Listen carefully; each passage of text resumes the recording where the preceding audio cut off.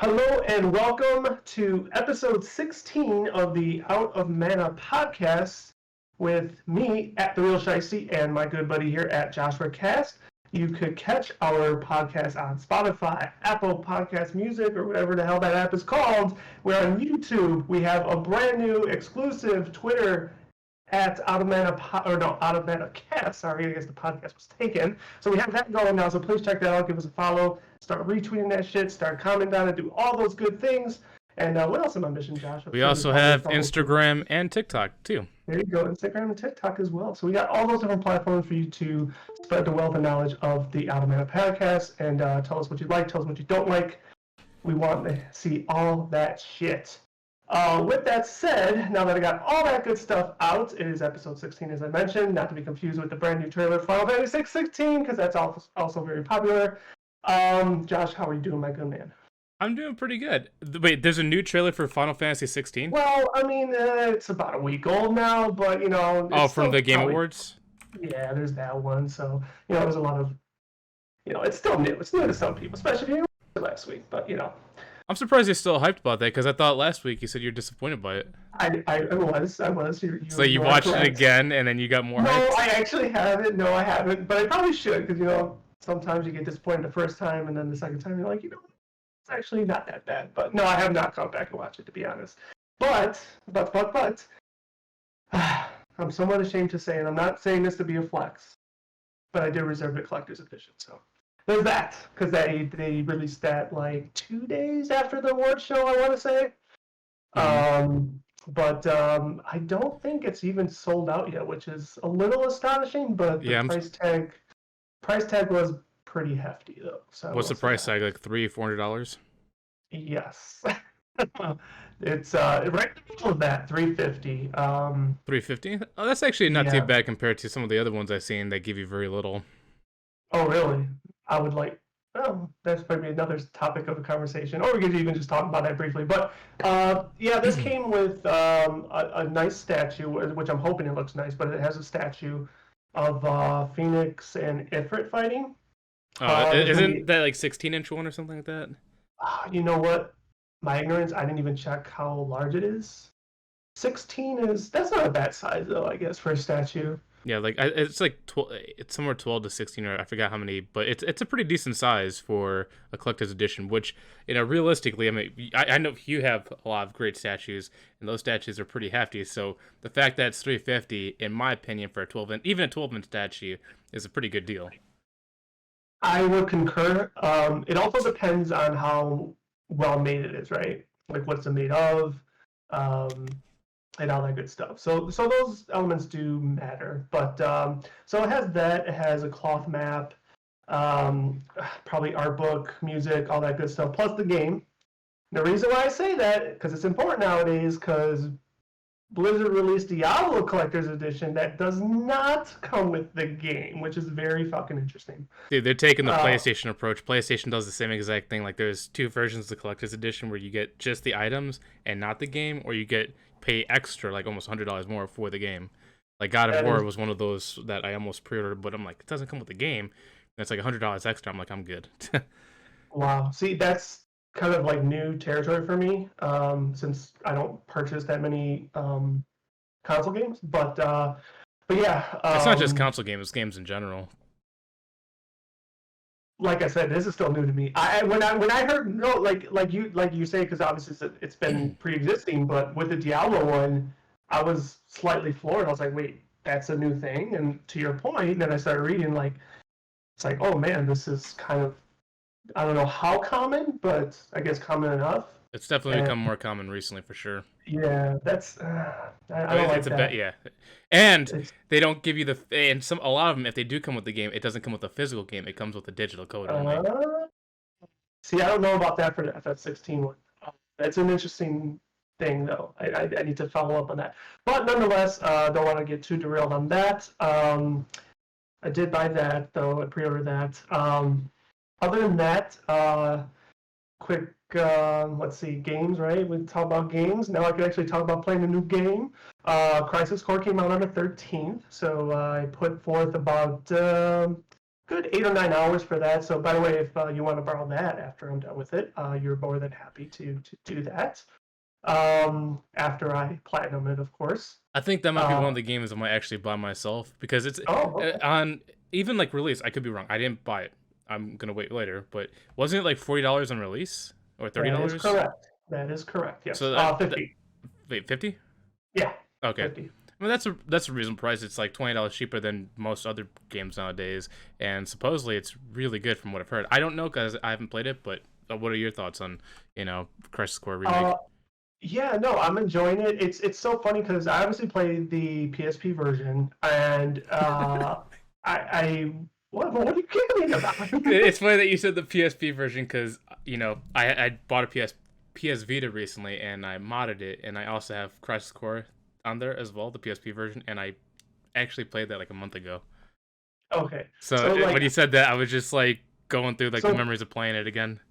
yeah, so for you to replay the now this re-release, you'll more instantly notice the changes, right? Versus me, it's been so long since I played it, like it's hard for me to grasp like what's truly changed.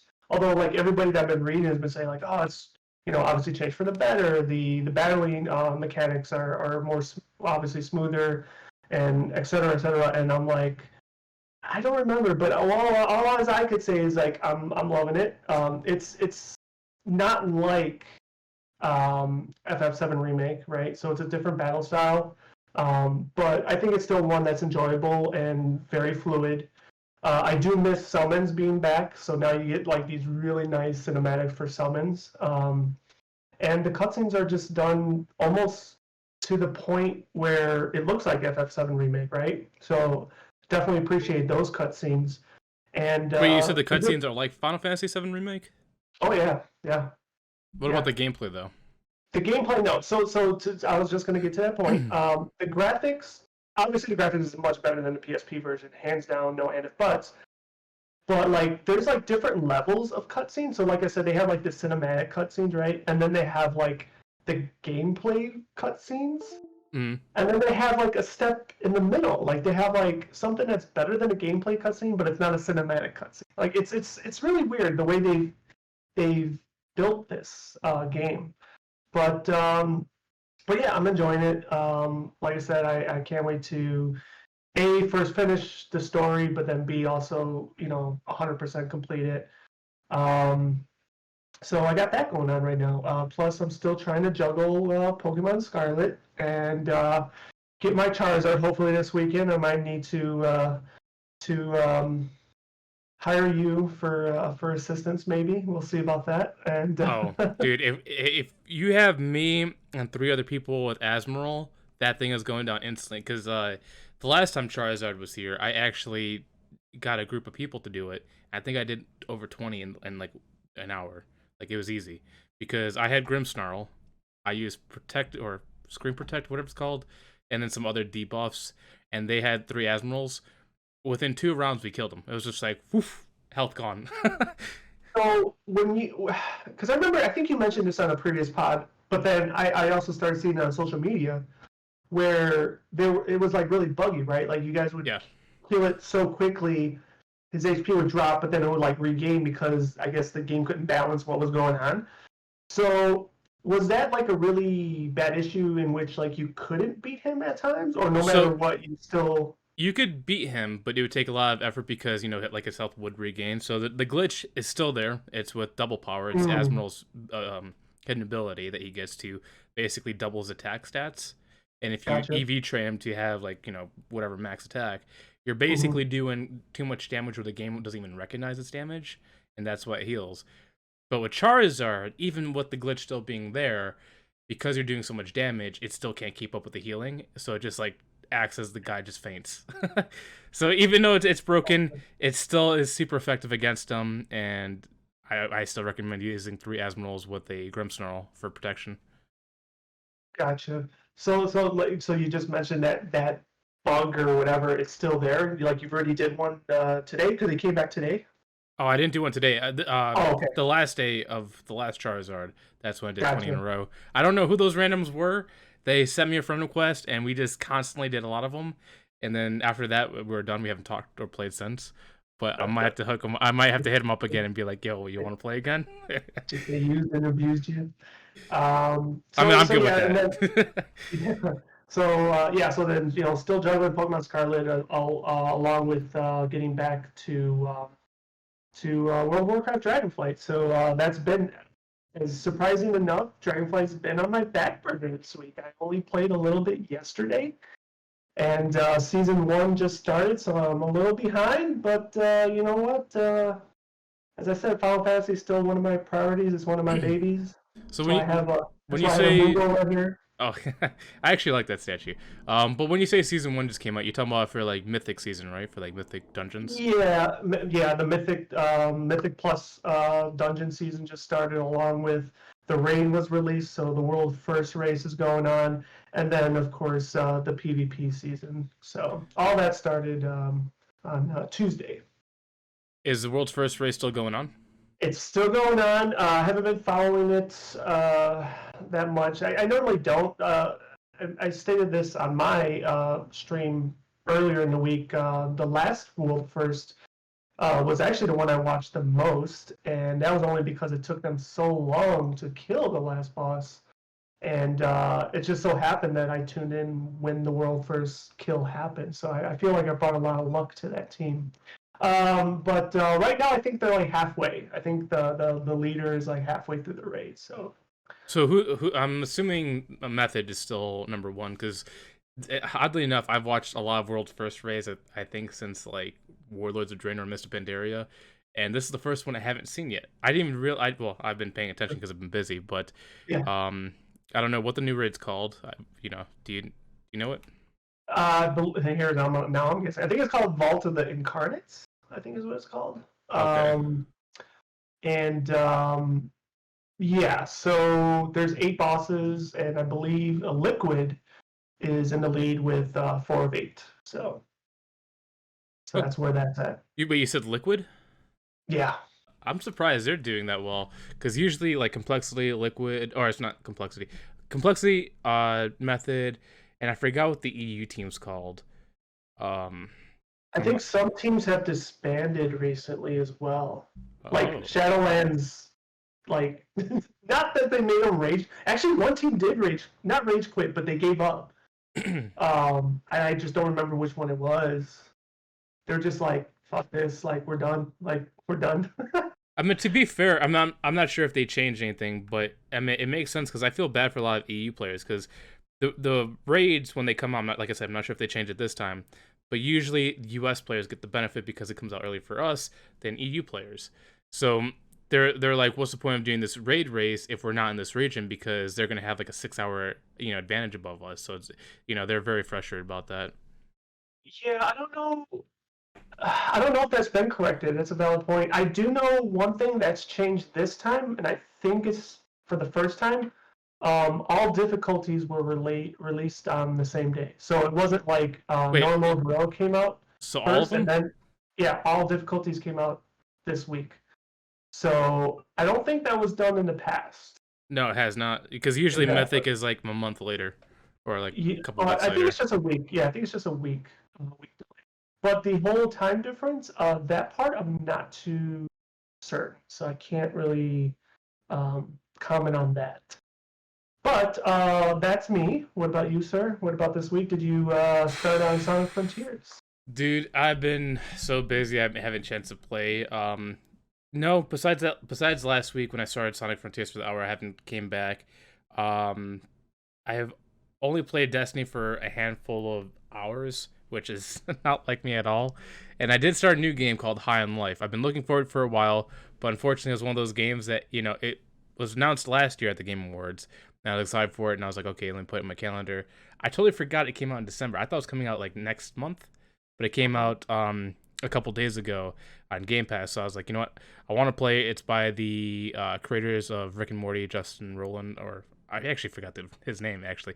But it's the creators of Rick and Morty. I love that show. This game is pretty funny. I've only played an hour of that game as well. But as things start, calming down because of the holidays and birthdays and all that stuff, I plan on just 100%ing no lifing High on Life and playing no life. No Life, High on Life. Oh Um, no. and then play Sonic Frontiers. But yeah, so far it's just Destiny and High on Life, and just a little bit I was able to play. Let me ask you this, because I know The Witcher just like re-released their game, right? And Oh, as long as they you, did the new next gen updates, which I do want to play. okay, so to that question, do you own the current one so you could upgrade it for free? Yeah, Oh, okay. yeah, Because they're a free upgrade. So if you own the previous one, you do get the next gen version for free. okay, because maybe then I'll have to borrow that from you if that's possible. Unfortunately, you cannot No? because I have that digitally, Ah, okay, okay. Never mind. and I also But have it on that's Xbox, so I can't game share with you. yeah, we can't do that. That's fine. But I think that's another one I might want to try to hopefully get around since being a fan of the show and never experiencing the game. That's another thing that I've been hearing a lot of glowing remarks about. So I feel like I want to experience that new version. I definitely recommend doing that because I'm not sure if you had to buy it beforehand or not. I didn't do any research on that, but Oh, okay. even if you buy like the previous gen version still holds up really well, and it's usually relatively cheap. Like it goes on sale so often just because of how old it is, and I think I picked it up for like $7 with all the DLC, which I recommend getting the DLC as well because some of it's fantastic. Like I think the second DLC, Blood and Wine, was considered the best DLC of all time and basically became the standard of what DLC should be because it added so much, basically a new game to the original game. Interesting. Yeah. Okay. So Yeah, I'll have to read into that myself because I don't know all the details like you were just talking about, like whether or not you had to be grandfathered in to receive that or what have you. But I'll have to look into that. yeah. There actually might be a sale right now if you're really interested in buying because I know that PlayStation does like their winter sales, and I think one of them was The Mm. Witcher as well. And that would be for a digital one though. Yeah, only digital. Mm. You could probably pick it up at GameStop too, relatively cheap. It might not be $10 cheap, but less than 20. But I'm not sure if it'll have all the DLC. Gotcha. Yeah, I'll have to look into that because how long do you think that playthrough would be minus the DLC? Minus it. Well, are you talking about just like start to finish with the story or like 100%? Yeah, yeah, no, not 100%. Mm, depends on if you do some side quest. It could take maybe 30, 40 hours. Okay, Or that's if you just like blitz it, maybe 20. gotcha. Okay, no, that's a decent length. More than I was thinking. Okay, Because I know I'll have completion to look. time is like 300 hours. Yeah, that's definitely not happening. Definitely not happening. Yeah. I mean All that'll right. be on my list soon because well, dude, there's so many games. I think I want to play Octopath Travelers. I still haven't played that yet. And I won't play that. I want to play the new Persona games that are coming to Xbox. I want to replay Cyberpunk, The Witcher. It's like I want to play all these games. I just don't have enough time to play those games. Yeah, no, I mean, you definitely play console more than I do, so like I can't imagine, and I just have a hard time juggling like 4 or 5 games. So yeah, no, I know the feeling.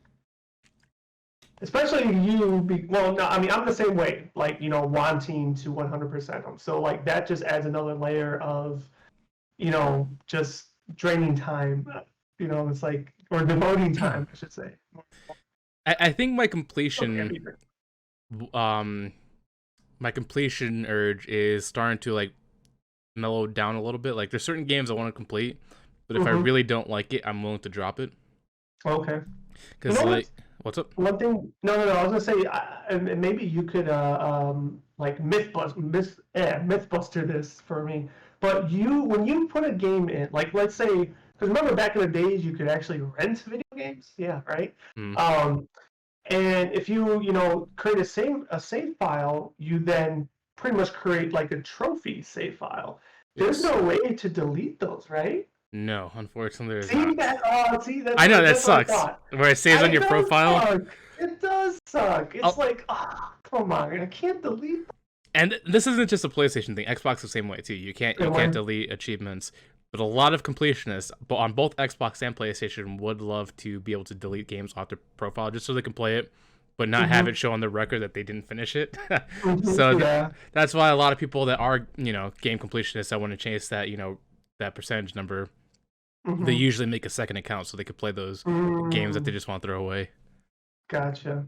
Yeah, that sucks. Like it does, the way we operate, like it does leave that stain. But I think you explain like, look, man, I just borrowed that game. I wasn't gonna do anything with it. Yeah. Like I think I have a couple. I think I have a couple like wrestling games. I haven't played a wrestling game in a long time. Um, and same thing. Like I barely did much with them, and it's like this naked trophy save file with like a couple bronze, and that's it. And it's like I'm never gonna touch it again. And, Never. and the thing that sucks too is that even if you want to complete them, some games you cannot. Like, there's a lot of multiplayer games that shut down. So you Oh, wouldn't be able to get those trophies either. right. Yes, you are right. That is true. Because like that's That one of the main reasons why is I'm not like super focused on completing all my games anymore. Because like uh-huh. no matter what, even if I did try to complete most of my games on my profile, I would still Yeah, have over 20 games I cannot complete at all because they're just already shut yeah. down. Interesting. Well, at the very least, they should probably create like an archive method Like auto where you pop if it's like the server's down. um I don't know about that, but like if you want to make your like you just want to isolate your platinum trophies, like all the ones that are not platinum, you archive, so they don't like. I mean, they're still part of your obviously your account and everything, but I don't know. Well, so Just not leave that stain. it's funny that you said because Xbox actually does have a feature like that. Okay. It's called hide. All you're doing is Okay. just hiding it from your profile, so, Yeah. so people that are on Xbox when they look at your profile, they won't see it. But if you use external sites like True Achievements or True Trophies or whatever, no matter what you do, that will still be there. I feel it, but yeah. I mean, I get it. Like you've had owned whatever at one point in time, but yeah, it is what it is. But yeah, other than that, are you ready to get into topic one, or do you got something else you want to talk about? No, I'm good to move on if you want. All right, cool, man. Let's do this. Topic uno. Topic uno is I'll let you start this one up. So as we are getting, as we're near the end of 2022, leading into 2023, I think this is a perfect time to reflect on all the highlights of 2022 for your personal self and myself. Like what's been your favorite moments in your life, if you want to share that, your favorite moments in gaming, your favorite moments in entertainment or on stream. And then the second part, I'll get into that later, but it's basically what are you looking forward to? What are your goals? What are you trying to change for 2023? Gotcha. Okay, so I guess this year achievement slash proud of very easy. Although didn't take any work from me, but and I brought this up in a podcast before, but just recently, almost a month ago, became a first-time uncle. So I have a niece who is extremely, extremely cute, and I get pictures texted to me every other day. So she's going to be spoiled. So that I'm not going to go too down that hole, but Yeah. yes, extremely proud of being an uncle. I mean, it's And just it's a big moment in general for anyone's life is to have a new member to their family. yeah, so it's been very ecstatic, and it just brings a lot of joy and happiness to the family, especially around the holiday time. So there's that. I would be remiss not to put that at the very top, and it deserves to be on top. Mm-hmm. Outside of that, keeping with the personal life, I guess. Also made known on the stream because we had to take an unfortunate long hiatus because of it. But I did sell my first property that I've owned in my life. So sold my condo, so that was pretty big. Um, and it probably just a briefly segue to next year. I guess don't know if it'll happen, but looking forward to maybe I land that second piece of property that I own. We'll see, but go back to 22. Entertainment wise, gaming wise, well, thankful to my very loyal few fans that I do have as a streamer. I learned that in WoW, I attained something along the lines of over 300 mounts last year, Mm-hmm. which to me sounds very inflated. Wait, you said obtain. I thought you're. So is this obtained like just in that last year, or talking about like total how many mounts you have? Because I thought you're like over 600 mounts or something. Right now I'm like knocking on the door for 800. Oh wow. So yeah, so like I just when I was told that I was like, damn, like that's a lot. Like I did not think I did that much, and B, I thought I already had a certain level that I couldn't obtain that many mounts in 1 year. So Well, I didn't fact check it, but I'm just gonna leave it as that because that's what I was told. I So think I know who nonetheless, you're talking about too. Is it Tom or Riv? yeah, Tom was the one that shared it. Yeah. I think the reason why he said 300 is because recently you've also been playing a lot of alts too, and those mounts True. that you recollect, even if it's duplicate, also count to that total. No, yeah, that is true. So like when he said it, like it didn't register. But to your point, like those things will attribute to that count. That's why I said inflated because it didn't feel like I did that much work. Like I know I did work, like no doubt. Like I know I attained quite a few. I just didn't think it was that much.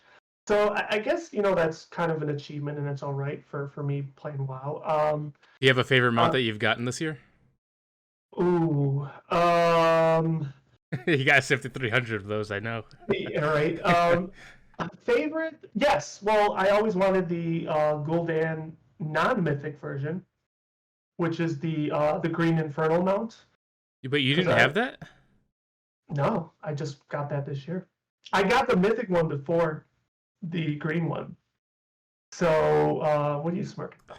I got. Well, I thought they were guaranteed drops because I got Oh, all no, no. 3 or 4 versions first try. Oh yeah, you're lucky. But Well, I've been going no, for the whatever the one from ICC since basically launched, so I'm screwed on that one. yeah, I think I got that one this year too. I would have Oh, to check really? my yeah, no, yeah, like I said, I know I did work, but anyway, I would say that's my favorite. However, I'll do number two, I guess, and it's not favorite as in I will use it that much. It's a favorite that I'm glad I got it knocked out of all the ones that I need to get, and that's the what is it called? The Kokran or Kokran, whatever, Juggernaut. It's the Scorpion, the Metal Scorpion mount from Siege of Orgrimmar. I Oh, was the just Iron glad to get that Juggernaut? one. Yeah, Juggernaut, yeah. I was just glad to get that one because I hate how long that raid is. So, Yes. and just farming it, like, it was just. I used to hate Dragon Soul. And then I started doing Siege of Orgrimmar. I'm like, nope, this doesn't hold any water like Dragon Soul. So yeah, I was glad to get that one knocked out. But so I'll say that was a good gaming achievement. I'm trying to think of anything else gaming wise that I'm very happy about or excited. I mean, I got my PS5, so I guess that's good because didn't know when or if I was going to get it with all the supply shortages. So I guess that's a win too. I don't know if it's still hard to get. I don't think it is. I think it's starting to Yes. level up and become very much easier to get. Um, yeah, you know what? And then streaming. I'm just like I said, I'm always thankful for the people that do support me. As we both know, there's tons of options out there. So the fact that they do spend whatever time they spend with me, it's always appreciated. And the same goes with this podcast here. For anybody that's listening and in the future, even if you're watching this in the past episode, I appreciate it. I'm sure Josh, I can speak for him, appreciates it. So all that stuff, yes. I'm surprised you Well, haven't added being featured on the WoW stream as a highlight. yeah. See, you made me blank. Yeah, that was a good moment for sure. Even though I wasn't like featured. And it was also a really horribly managed race, but it was cool that you were on the official Warcraft channel page for a couple minutes. But with that said, I've also been I didn't self-promote myself as I did that time, but I was actually on the second show as well, which was last week. Oh, why didn't you tell me? I would have supported you. Because I was, I guess, like much like how you said, the first episode was very chaotic and not well ran. I didn't want to force everybody to support me again for to see another shit show. But no, it was ran a lot better. And I need to I need to do a better job in clipping that and putting it up. So yes, I was. Well, and also too, there's another part to that. I initially didn't know if I was going to be a part of it because I was selected as pretty much a backup because they needed backups. So I guess they had a lot of episode 1 participants as backup for episode 2.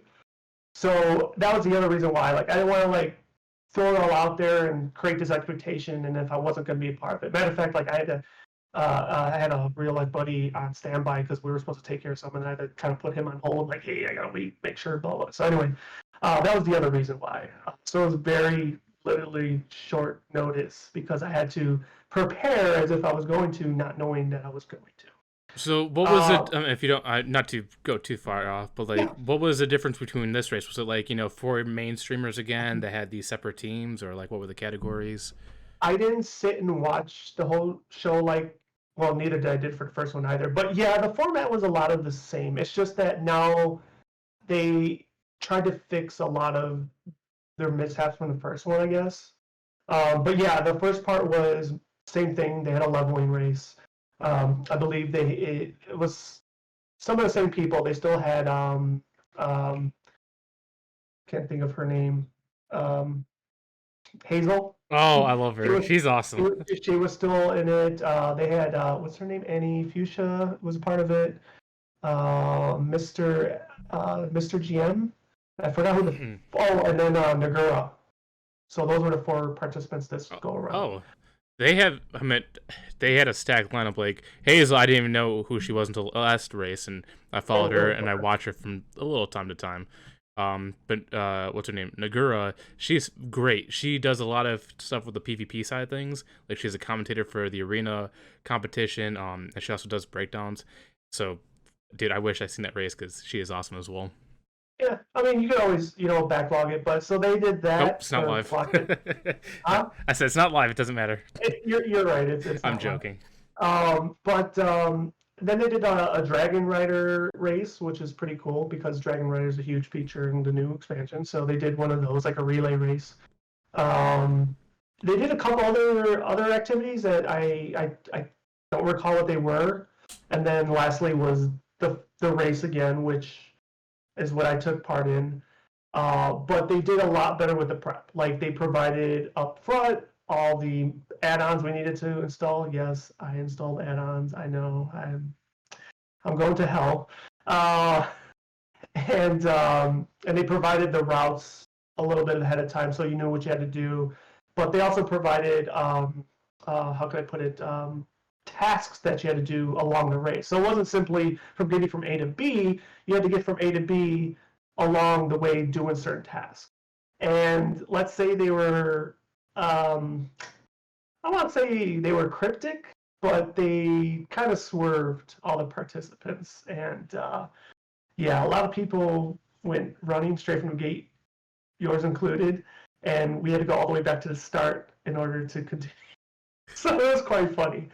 So it's kind of one of those things, if that's what they intended and they wanted to happen, well, Blizzard won, and they did that correctly. But anyway, so yes, those were fantastic highlights. Thank you for reminding me and the audience. I feel bad for like derailing this again, but did they also give them mounts this time to give away? Because last time they gave the streamers mounts to give away, but none of them gave any of the mounts away. They decided to keep them for themselves, which I'm like, that's a horrible bait. They should have got a copy, and they should also have the copy to give away to viewers, because that was the whole point, was to highlight the viewers and give them something while watching. I hope they did. I just don't know if they did. Once again, I didn't watch it as much as I did the first time, so I can't answer that. However, what I can answer is even for the foot race people, I think it was the top 10 to finish did win stuff. I just don't know if they were as glorious as mounts and stuff, but I know some of them was like WoW time, and then like some of them were probably pets. I just know I didn't finish top 10. So I was like, yeah. I mean, those are still really good highlights. I mean, now I'm gonna have to go back and watch. Oh yeah. No, I'm gonna have to clip them and do. Even for episode 1, I still need to clip and do stuff with. But I've been lazy. Other than that, 2023. Let's talk about 2023 really quickly, so you could get your time in here. Or how about I do my 2022 highlights and Yeah, then we there you both go. go Perfect. 2023. Okay. Yes, yes. So for me, highlight wise, real life, there wasn't. I mean, there was a couple things, but nothing like too notable except for my cousin getting married. So we now have two new members to our family: his wife and her father, which I'm excited. I know people are like, "It's your cousin. Why are you worried?" Well, me and my cousin basically grew up together. We were spending a lot of time as kids, so he's basically like a brother to me, even though we're technically cousins. So I was really happy for him. Can't wait to see how their future together grows. But that was one of my highlights is to see him get married because it was awesome. It was nice. Uh, Gaming wise, nothing stream wise was really outstanding. Just just really chill playing games, whatever. Um, but this year I did take up a game reselling. So this is where I go out buy games and resell it to add funds to my collection, so I could buy more games. Um, so sometimes I go to like thrift stores, Goodwill, whatever, and pick up games because sometimes there might be like a hidden gem there that you pick up. You could resell, like you buy for $5, you resell for $20. Uh, this year, I think it was March or April, I found Godzilla PS4 sealed, and I know you don't know this, but Godzilla PS4 physical sealed is a really rare game because there's little print, little physically made. And because it was sealed, it had more value. So I bought that for $2. I sold it for $472. Whoa, dude, that's fucking awesome. Yes. Holy shit. So because of that, I was able to buy other games. I was able to buy that shelf as well. So that added a lot of funds to my collection. It's just been fun to Wow. hunt like new games, play them, and then trade them in, and then get more games. It's just the thrill of the hunt. Oh no, that is super super awesome. Yeah, I don't think I'll ever get something like that again because that was a rare find. Unless if I found like Earthbound sealed, Oh, I don't think I'm ever gonna if get you that again. if you find Earthbound sealed, then that has to be the dumbest, dare I say, the dumbest person in the world for letting something like that go. I think if that were to show up anywhere, it would have to be like from a parent's house, just getting rid of stuff and not knowing anything about the value. Because most gamers should know a little bit about Earthbound.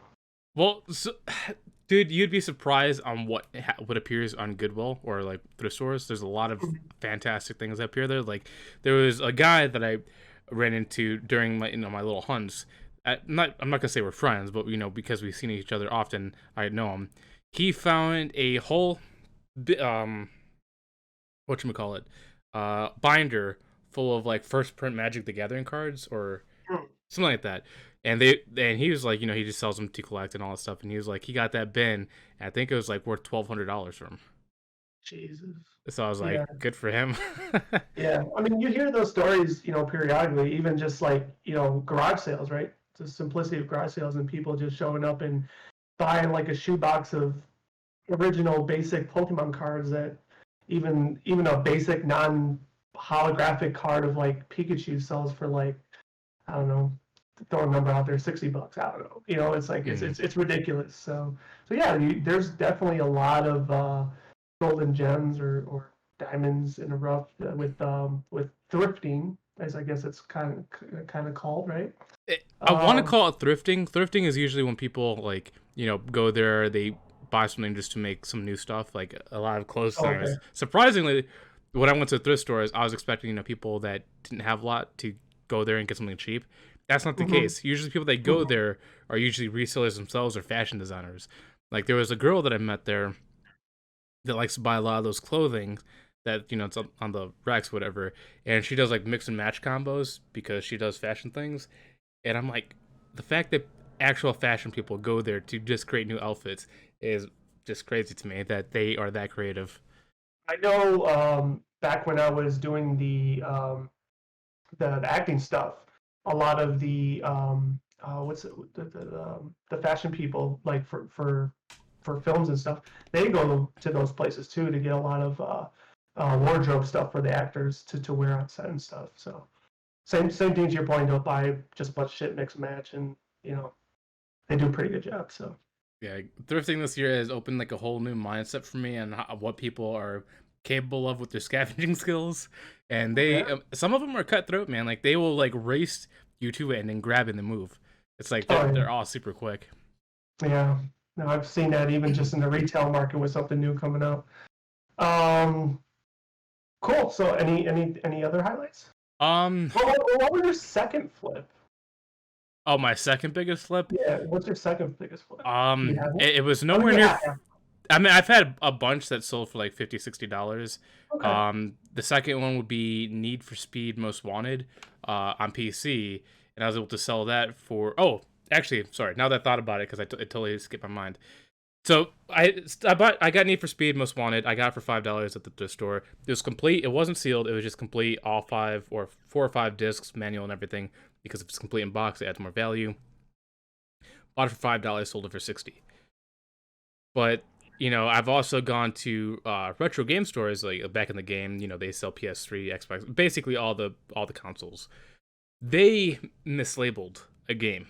I was surprised about. It was NCAA 13, and if you don't know NCAA 13, NCAA 14, especially NCAA 14, they're very pricey because they're the last two college football games ever made. Okay. And they're still being updated. Like 14 is always being updated with mods and all this stuff, so they're still sought after. But on the shelf of back in the game, they were selling it for $20 for NCAA 13. I sold it because this is back when, that game was really high. It's dropped down quite a bit now. I think it's like $6 now. But when I bought it for $20, I was able to sell it for $90. So that's $60 profit. Well, maybe not $6 because you have to do shipping and reduction because of eBay takes a percentage. But I was like, just for $20, a quick flip like that, I'm like, I'll take that any day. Oh yeah, of course, anytime, especially when you're multiplying that by whatever games. Yeah, really nice. I mean, I always, like, dare I say it's a wet dream, but like I said, just the thought about going to a random, and I have gone and checked out a few garage sales, but not too many. Just to, like I said, you might just get lucky and you just might find something that you could end up flipping. And hasn't happened yet, but maybe one day. I know next year I think I want to up my game a little bit and go to more garage sales because I haven't done garage sales. I've just done thrift stores, Goodwill. Oddly enough, even shopping at retro game stores, you can still find something that's priced differently and you can flip it for like $10, $20. But I do want to go to garage sales. It's the only problem though with garage sales is that there's usually like a time frame. It's like either the start of springtime or the end of summer. And I don't really know where to find it except for just driving and seeing street signs. Which supposedly Facebook has like groups where they actually post that stuff. So maybe I might check that out. Maybe do more like flea market stuff. But of course, it's kind of weird going out there because I think the last time I went to a garage sale, which was probably in March as well, I only went to one, and there was a guy selling a PS3. It wasn't a good PS3. It was just one of those second generation whatevers. And I was like, "Hey, how much are you selling this?" He was like, $1,000. I'm like, $1,000. He was like, "Yeah, it's one of those limited edition collector's ones." I'm like, "No, it's not. It's a base version. You're gonna be lucky if you get 150." He was like, "No, I know what I got. It's $1,000." I'm like, "Okay, you do what you gotta do. I think I'm gonna pass on this. Thank you for your, thank you, for whatever." Let me look at it and not charging me. Yeah. So the one garage sale I went to, it's like the guy was he overvalued everything. Like there was a guitar he had. It's basically like a starter guitar, and I know this because I tried getting into guitar this year and it didn't work out for me. But he basically one of those $20 guitars trying to sell for $800. I'm like, bro, what are you doing? And like everything was overvalued. Like I think he had a Breaking Bad season 1 like DVD or whatever. Collection, and he was selling that for like $80, and I'm like, I could buy that for $10 right now. Yeah, I think garage sales are meant to sell things for dirt cheap because you don't want them anymore. If you're looking to actually make money, you're not doing it at a garage sale. So your form is incorrect, my friend. Yeah. That's funny, but yeah. The funny thing is, he was giving everybody like I guess like an evil eye, stink eye, whatever you want to call it. Like he was just like looking at it like, why is anybody buying? Are you just too broke to buy? I'm like, no, this is just too overpriced for anyone to actually buy. It's like, if you get a sale, that'd be a miracle. Yeah. Like if you want help, you could use my eBay account. I'll just take 10%. That's actually been are you talking about Him doing garage sales or installing, or are you talking about me? Like you would say that to the guy. Oh yeah, yeah. Yeah.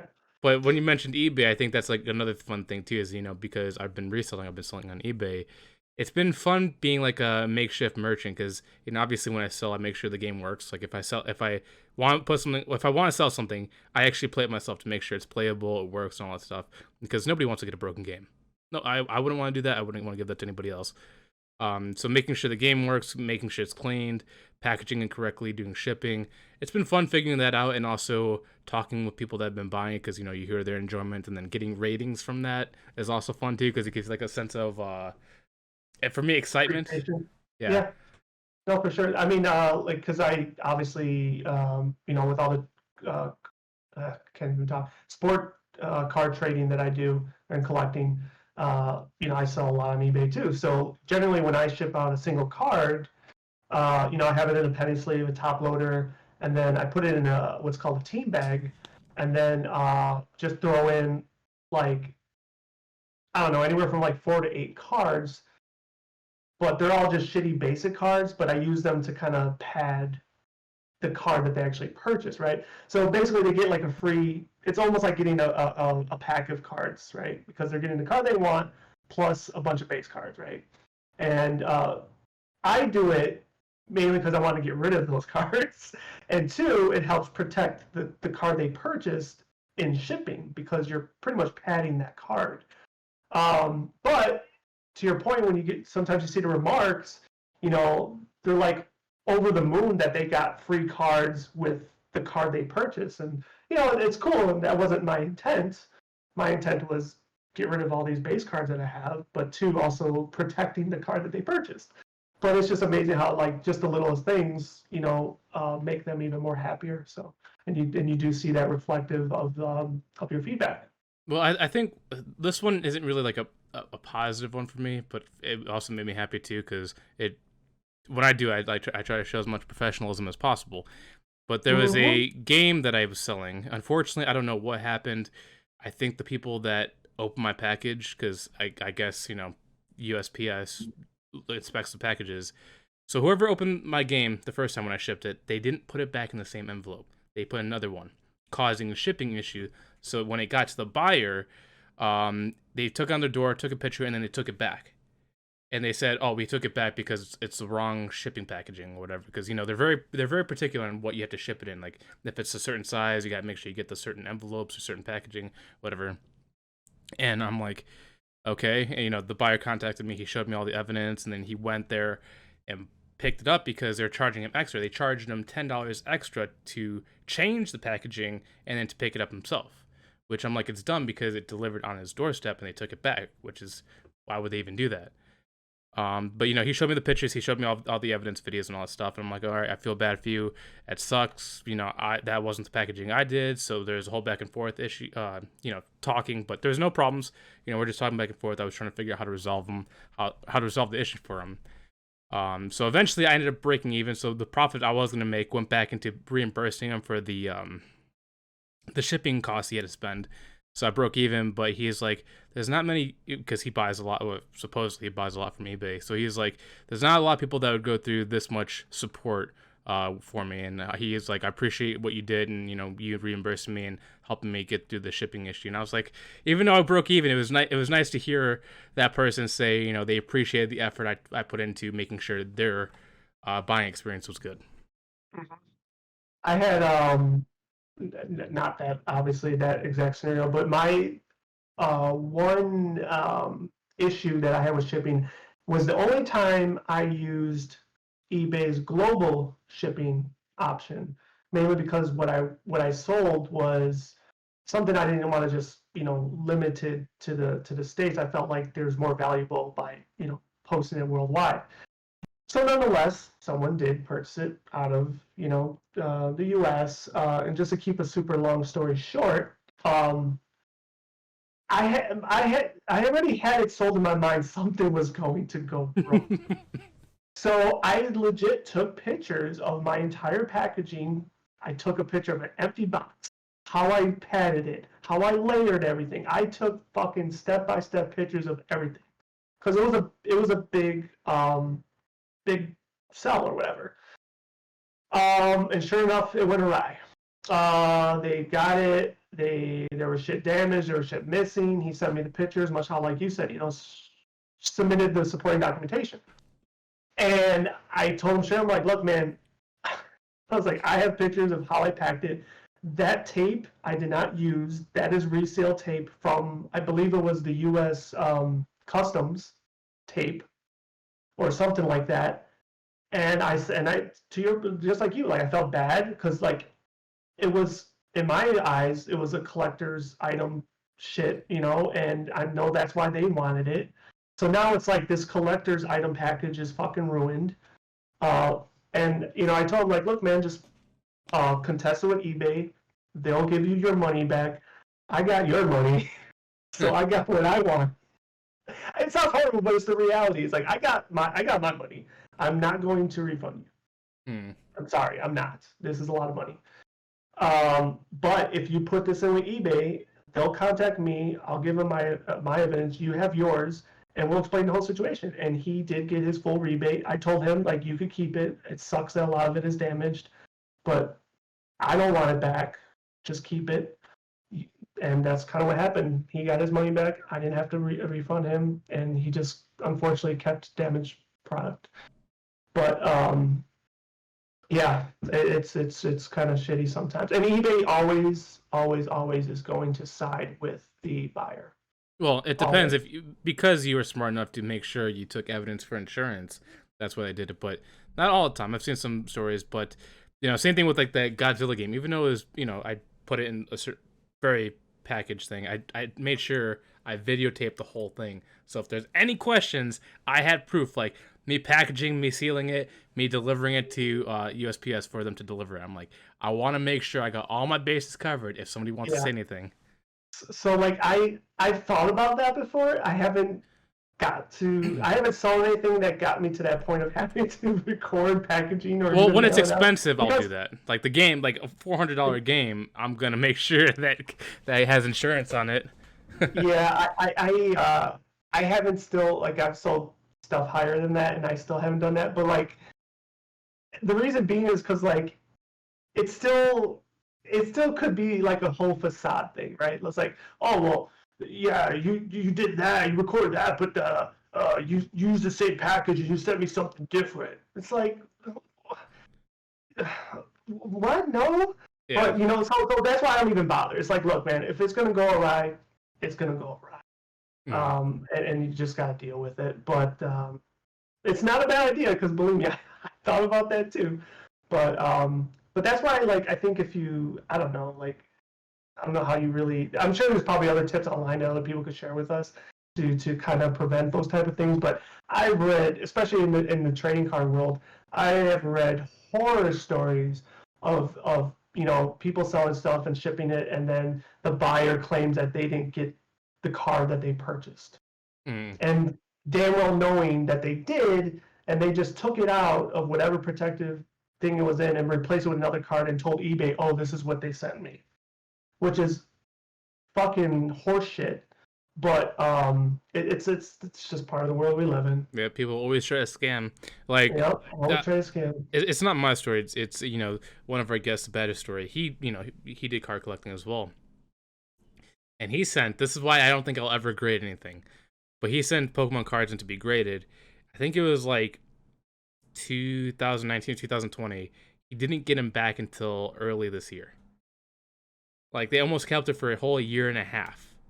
Yeah, that was like what, right before COVID then? Right? I think it was like a couple months after COVID started. Yeah, so that was very common because the whole boom of mainly card collecting just skyrocketed. Like I thought with COVID that a lot, because like I figured like people were gonna try to save money, right? Oh, people spent a lot of money. Yeah, it was just total polar opposite. People stood home and they blew money, and part of that blown money really was the Pokemon card market, to be honest, as well as the trading card. But yeah. So nonetheless, in return, since a lot more people were collecting, a lot more people were grading. Therefore, it created an extreme backlog for that company and those companies that I think even PSA had to open more locations just to start maintaining whatever their logs were, their volume was. I don't know how it is now, but I to this day, I still have a phobia of getting cards graded. I don't get cards graded. Well, also, it's in my opinion, it's a scam. Well, you get your cards graded. I'm not sure how they actually do it, but like, dude, like their pricing is insane. Like when he sent his cards, I think it was like a couple $100 per card. Pricing is stupid. Stupid.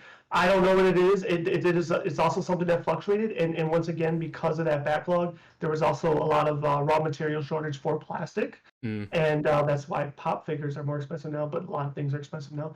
But yeah, just they ran out of materials to even grade cards. Oh, did they?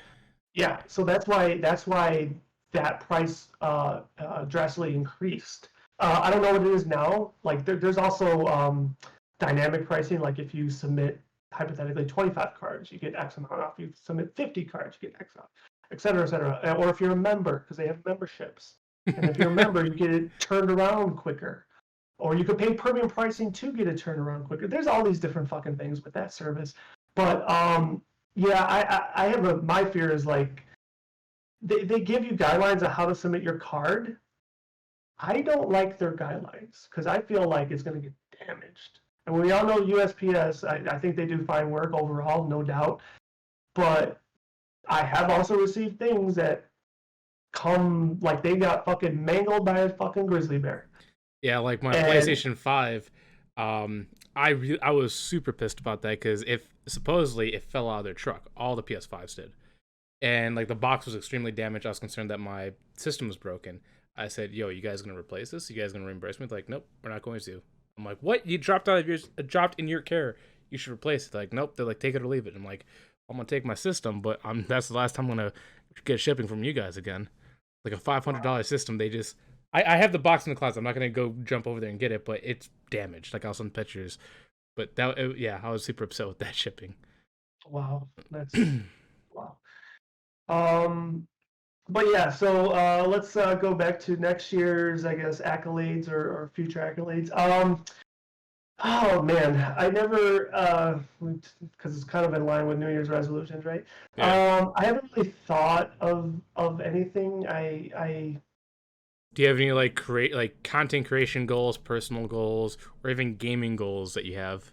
Or it doesn't even have to be gaming because I know you're a fan of wrestling. I know you're also into baseball. Do you have any like baseball wrestling goals? Like you would like to go to more events or more games or whatever? Because do you want to go while you're thinking about it? Sure, because if you know your answer, I'll still think about it. Because like I know for me, I have a bunch of goals that I'd love to see. Personal fitness goals. Like this year, I started going to the gym. I think my streak was 2.5 months until I got hit with COVID, and then it's been touch and go for up until then, just because of how much holiday stuff has happened, wedding and all that stuff. So I haven't been able to go that much. But next year, I'd love to have my streak go to as long as it possibly can. I would love to have a 6-month streak where I go like 5 times a week for 6 months and keep that going. But obviously, depending on what happens, that might change. But yeah, just a health goal that I have content wise. Make the podcast better quality, make it more shareable, better clips, better topics, more guests. That's another goal for me. Complete more games on stream is something I want to do because as much as I say I want to stream or I want to play games, I just haven't done enough. So I'd love to, get better on the streaming aspect, get better at video creation, and network with more people. Because this year, as we had guests for the podcast, there's been so many awesome people like the Dukes of Gaming, the people from Pixel Street, Nightwing of Fire Roll. It's like I want to meet more cool people like that and talk and play with them. So that's gonna be like another goal. And the third goal, which is more of an exploration goal, is I want to go on 3 separate trips I've been saving up for because I do things to make money on the side, like graphic selling, video game selling. I would love to go to Japan, Rome, and maybe Brazil next year. Damn. Yeah. Those are some big goals right there. because that ain't cheap. Actually, shockingly enough, it might be cheap because there's a guy I follow on YouTube that does like a whole bunch of like traveling, and there's ways to travel cheaply, and it gives you more life experience because you're more like in the um, residential areas, and they're kind of like lower quality, but you get to mix with the locals. I mean, if you wanna, yeah, if you wanna freaking stay in hostels and stuff, sure. I Oh, mean, dude, there's economy ways to do it for I'll sure, do the but coffin hotel in China if I have to. but I think like I haven't looked lately, but I know just like the cost of airfare is ridiculous. So that's what I meant. Like there's certain yes, there's certain things you can be cost effective on, but there's some things there's just no way around it, and one of that is airfare, and that's the only way you get there, bro. Like unless Oh, you're taking a trip all dude, the way around different I'm gonna go seas full and body shit. hair. Like that's I'm growing. There's a reason why I'm growing my hair out for a reason. I'm gonna grow full facial beard, hair, and hair all through my body.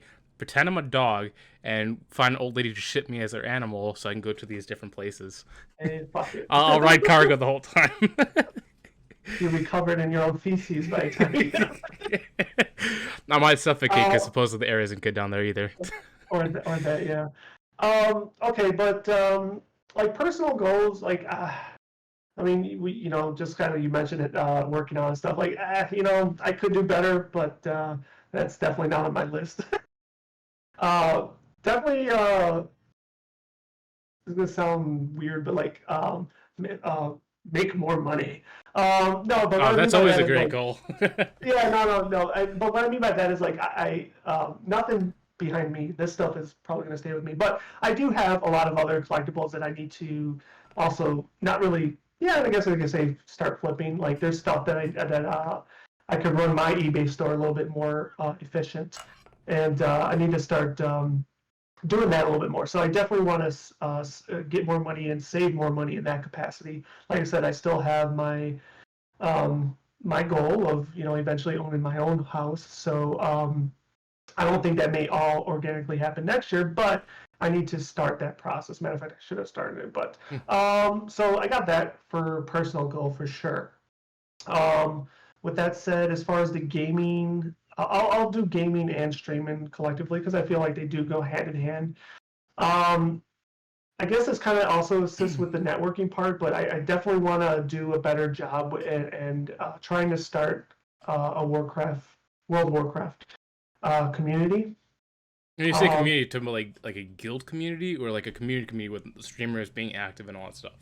um, I think that'll evolve come what may. When I say community, like in the game now, you have communities that you could create like outside Oh of yeah, guilds. yeah, yeah, yeah. So I want to start one of those. I think it more or less is probably going to be more PvP driven, but I think I want to do it. What? Because I watch your stream because I try to support you as much as I can. I know Uh-huh. exactly why you want to do PvP because of all those RBGs that you do and having to wait for groups for hours to get them going. I could see Well, why you want to do the community for that. well, no, it's not even so. It's funny you mentioned that because like I don't think I mean if RBGs happen, cool, but that really wouldn't be my intent. My intent would be to do random BGs just as strictly like hunter farm. That way it's just constant like going, destroying, leave, going, destroying, leave. Not saying you can't do that in RPGs, but you have to have better players to do that. And I'm not a better player. Anyway, Well, this would so probably be. I'm sorry, not to cut you off, but like this would probably be like a good time to do that because then they just added cross faction play where now Horde and Alliance can play raids and PvP together. correct. That is 100% correct. So growing a community, would be the best time right now because you have not just Alliance faction but the Horde faction too, grouping together. You just play, invite them, talk to them, and then because I know you do a lot of talking in your chat, in World of Warcraft. So doing those raids or random battlegrounds, just invite them and get them into that community. Because Yeah, wait, so is it still server related cross faction or is it all service cross faction? I think it's your battle group cross faction. Okay, so So it's like it's three or that's four like servers. no, it's more than that. I think it's almost up to like a dozen servers ish. Yeah, it's quite larger now, or maybe 8 or something. So I definitely want to do that. And then, like I said, obviously and selfishly, incorporate my stream into that. And if Hey, you people got to join market that, whenever you can, right? yeah, exactly. And if people join that are also streamers, I mean, that's just an added benefit. It's like, okay, let's, like, to your point, start supporting each other and all that good stuff. So I'll say that with the gaming stuff. I've said it this year, but it didn't come to fruition. But probably try to stream other games outside of World of Warcraft. But Oh, I I'll think, always try to push for you to stream Pokemon. Final Fantasy. I know you have your preference and you want to play the game and enjoy your single player experience, but yeah, I I do. still I want do. to. Like it's obviously stream Warcraft because even though I might not have that community right now, but I still do have, You got people that watch certain you. people. No, well, not only that, but I still do have people I can converse with and play with.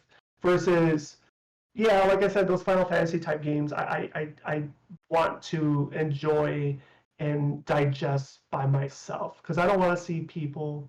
I don't want people to see me crying when certain things. I know, I'm just like, but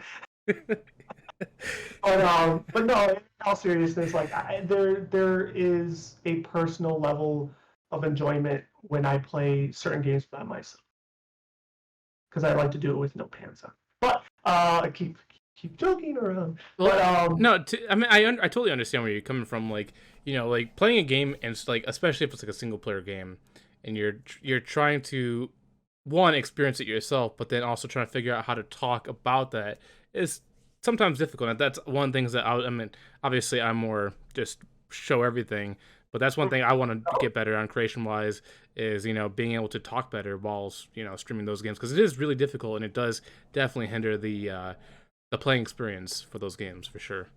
yeah, and like I said, I applaud people that do it. Do. I but I just feel, yeah, it does take away from my enjoyment. Now, like I said, those games that have like the normal hard mode, differences, like I definitely could play the normal mode on my own accord. That way I get my personal enjoyment and then stream the hard mode. So it's kind of like, okay, I've already experienced all this. Now I could just go balls to the wall, talk my ass off, not having to worry about, oh, I got to pay attention to this cutscene and enjoy it, more better by myself. So that's the gaming streaming aspect. I think I touched all bases. Did I miss something? But yeah, I hate to sound boring, but never really put much down to next year. Just make sure I wake up, I'm breathing, I'm living, and I'm enjoying life. So I mean, it's a yeah. simple life. That's all. That's all. I mean, that's really what it really is. Just make sure you make it through the next year. Yeah. I think the reason why I wanted to talk about this because you know, for some reason this year leading into next year, I'm like becoming more ambitious for creation wise. Because before I've taken the whole it's just a hobby. I'm streaming to play the games I liked, and if people join, they join. But now Mm-hmm. I'm almost taking it to a serious manner where I want to improve quality, improve speaking, improve, um, you know, entertainment for people because I'm like, because I've had this question to myself. I'm like, why would people watch me if I'm not really providing anything useful for them or entertaining for them? That's why I'm like, let me up my game so people can actually enjoy. Because why would I expect anyone to watch if I'm not trying my hardest for them? So I think that's why I'm creating these goals for myself because like man, I think it's also the same thing with like buying and selling. It's like the thrill of learning something new, perfecting a craft, getting better. It's just that weird thrill and adrenaline for me. Oh, that's good. I mean, it's obviously it's always good to try to better yourself, and like to those points too. Like I feel like there obviously is more I could do for the viewers that do come and see me. Even the little simple things like having new whatever they're called. I call them emojis, but the emojis and all the different things that they get for subscribing and all that good stuff. So I like those are the things I know I need to do a better job, and I will say this, I promise I will do a better job, like no doubt. So I will get there. Promise, promise, promise. We will all get there. But I felt like Yes. you've done a good job. Like before when you started off this, did you start off this year or was it last year? What, streaming? Yeah. Oh hell no, dude! I've been doing this for like years already now, which doesn't feel like it. For some Like reason, even I would. I felt like he started like last year or this year. Well, you only started watching me here, so that's fine. I thought I was there during the when you created your Twitch page. I thought I was your first No, follower. no, I think you I'm your you first follower. no, you probably are, and you were, but no, it's been a couple years because it was like before Shadowlands came out. Yeah, because I remember how. Oh yeah, you're right. That is like 3 years Yeah, almost. yeah. Wow. It does not feel that way at all. No, it does At not. all. No, it doesn't. But you've improved your quality, like with the face cam, the overlays, transitioning. Sometimes I know you do decorative things, and then also like you said, playing with your community that you have already. Doing raids, dungeon mythics. Like you've done improvements. I need to get better because I've stayed stagnant. No, no, I don't think so. If anybody changes like their UI, like what do you like? You try to achieve like a seasonal UI approach. Like you've done a good job with that. I mean, even with the podcast, you've done it. And those are things that I tend to not do. Like I think I've only changed up maybe twice since I started. So, but at the So same time, like, sometimes not changing too much is a good thing. Sometimes I well, change too much. I mean, every time I see you do a change, it looks slick and it looks good. So I don't think you ever change it and look bad. So there's that. But that's my opinion. Well, I appreciate that. But nonetheless, anybody else out there with your personal goals and your future achievements, feel free to drop a comment on any of our platforms and give us a piece of your mind. We'd love to Also, hear what what. I was gonna say, what was your highlight of last year too? We'd love to hear what people Oh, were, sure. um, proud of that they accomplished last year or this year. I guess I'm saying last year as Birdie in 2023. It might as well be there already. Yeah. Mentally, we kind of are, I guess. Right? We're talking about it. Oh, dude, I'm already So, waiting for it. There's so many things that looking forward. Like, as I was saying, looking forward to. There's also a lot of movies like how we were talking before. 2022 being stacked with entertainment. You are correct. 2023 is looking really good as well, and I think yeah, that's why I'm looking forward already. yeah. No, it's looking great.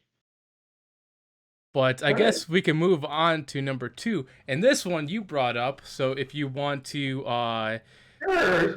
So, me being a big wrestling fan, brought this to Josh's attention. God, what day was it this week? I forgot already, but it's really fresh, probably like 2 days ago. There's a woman wrestler in WWE named Mandy Rose, and she was recently just released due to her owning. It's not even an OnlyFans. I forgot what the name of the site is already, but it's basically like an OnlyFans site. And she released some content that was pretty much partially nude and food nude and all that stuff.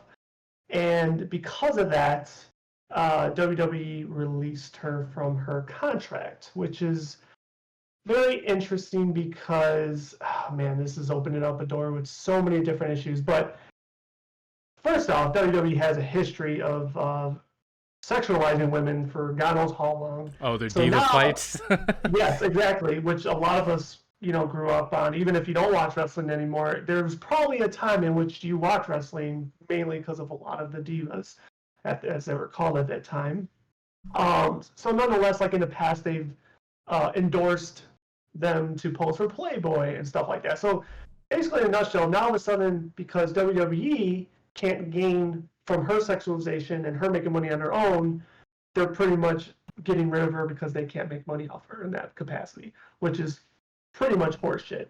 Especially when you have men in that company that do arguably, we'll say arguably, far worse than just, making money off their own body per se. Like you have, I'm not even a name drop, but you could go out there and find out. But you have wrestlers that fail drug tests. You have wrestlers that get DUIs. You have wrestlers that, there's also wrestlers that approach underage people. I'll say men and women. There is a lot of bad things that have happened, and those wrestlers don't get fired. They might get suspended. Some of them have gone back to actually win world titles the same week. So it's caused a lot of issues and drama on social media. Obviously, a lot of support has gone Mandy Rose's way because of everything I just said. How fucked up it is that basically, yeah, because since WWE can't make money, that they pretty much got rid of her.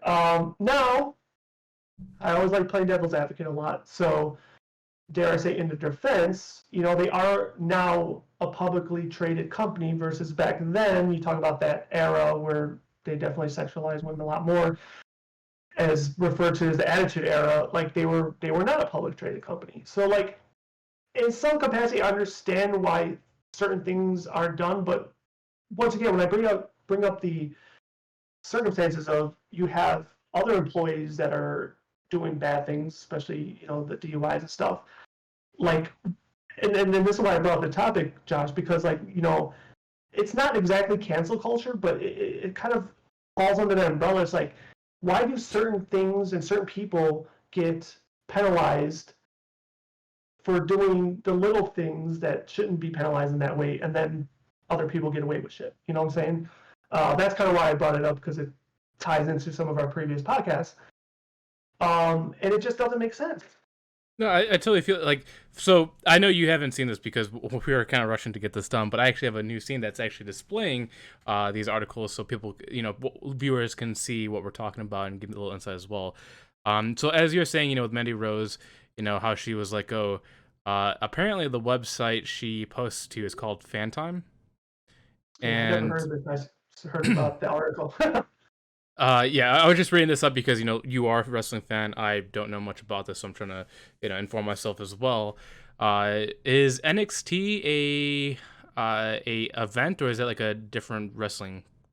So, depending on who you ask, some people would say that NXT is like WWE's minor league system. Okay. She used to be on the actual like WWE Raw and SmackDown shows, but then I don't know how long ago, because I don't follow WWE like I used to. I watch AEW more, but I stay, with the news. But they moved her to NXT, I guess, to actually strengthen the show a little bit, and she held their world title for X amount of time.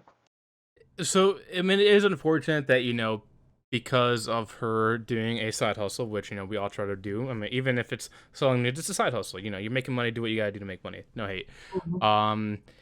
I seen that because from what I'm reading, WWE officials are saying they're in a tough position based on the content she was posting on Fantime page.